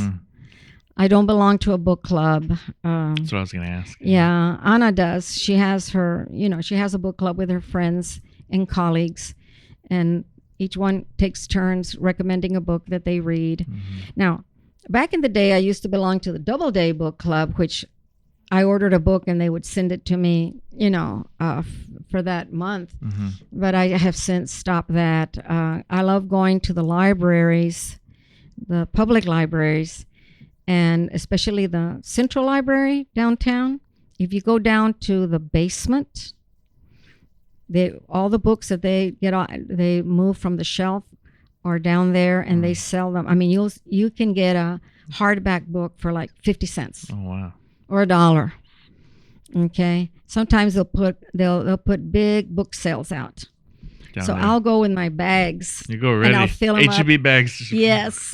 No, I'm talking about big bags like I mean, that. the ones I forget. In Austin, they got rid of plastic bags, so you gotta get the those. H-E-B bags. I'll bring 2 or 3 home with me, and then I've got my reading for a while. And I've also donated books because I don't have room for them anymore. So I've donated them to the Dilley Public Library. Oh, that's awesome. Yeah. The little closet library that they used No, to have. now it's a big one. It's Now, a big one now. I'm proud of my little town because they passed a city bond, where they built a new civic center and the library next to it. It's a beautiful library. It's big. So I have donated some books for their shelves. Yeah. Is it called the Coco Flores Library? No, I don't think they've It has named a it. signed football and a jersey, and then it has your tumbler thing. The baton. The baton. Oh, that's awesome. No. Yeah. Favorite movie of all time? Oh. I would have to say would be my first movie that I saw. No. My very first movie that I saw was The Sound of Music when I was in high school. The CYO and the priest that was in Dilley brought the CYO members to San Antonio to see that movie. Wow. The Sound of Where did Music. you watch it at? Do you remember what some theater? cinema theater not downtown, but closed, like in Broadway, in that area, somewhere in there. It was an old, one of the older ones now, but there were no theaters like there are now here. That was my first one, but I think my most favorite one is Gone with the Wind. Gone with the Wind? Yeah. Classic. Historical again. Yeah. Is there anything you're promoting? Building a purpose. Yes, definitely. Because it ties in with literacy, ties in with education. It ties in with, a purpose. And there is a purpose. I mean, I want to have a purpose in life. Everybody should. Everybody should get up every morning and there be a purpose. But it's, I promote reading literacy. I promote education. I promote accountability. I promote compassion. Treat others like you want to be treated. Be compassionate. You don't know what that other person is going through. Right. So what's the purpose of being mean and ugly? It's not. Right. Doesn't do you any good. No, and it doesn't do that person any good. So I mean, it's too much of that in this world. So we need to find more good. Yes. And there are good people in this world. Absolutely. Well, Ms. Flores, it's been a pleasure to talk with you, and I'm so always grateful for the time you share with us, share with me on personal. We've had conversations like this all the time, and you and Mr. Flores continue to be a model for us to simulate. And I'm still working on my ranch. Judith's also still working on it. She made a promise a long time ago. I'm not gonna forget, but again, you being in the neighborhood, you continuing to be in the neighborhood, continuing to support students long after your career has inspired me, and we're so lucky and blessed to have you in our lives and in our community. Thank you. I appreciate that. I really do. It's been an honor, to be part of this community, to serve this community, and hope that God, excuse me, will continue to give us time to continue being a part of this community. So thank you. Yeah. Thank you, Ms. Flores. You're welcome.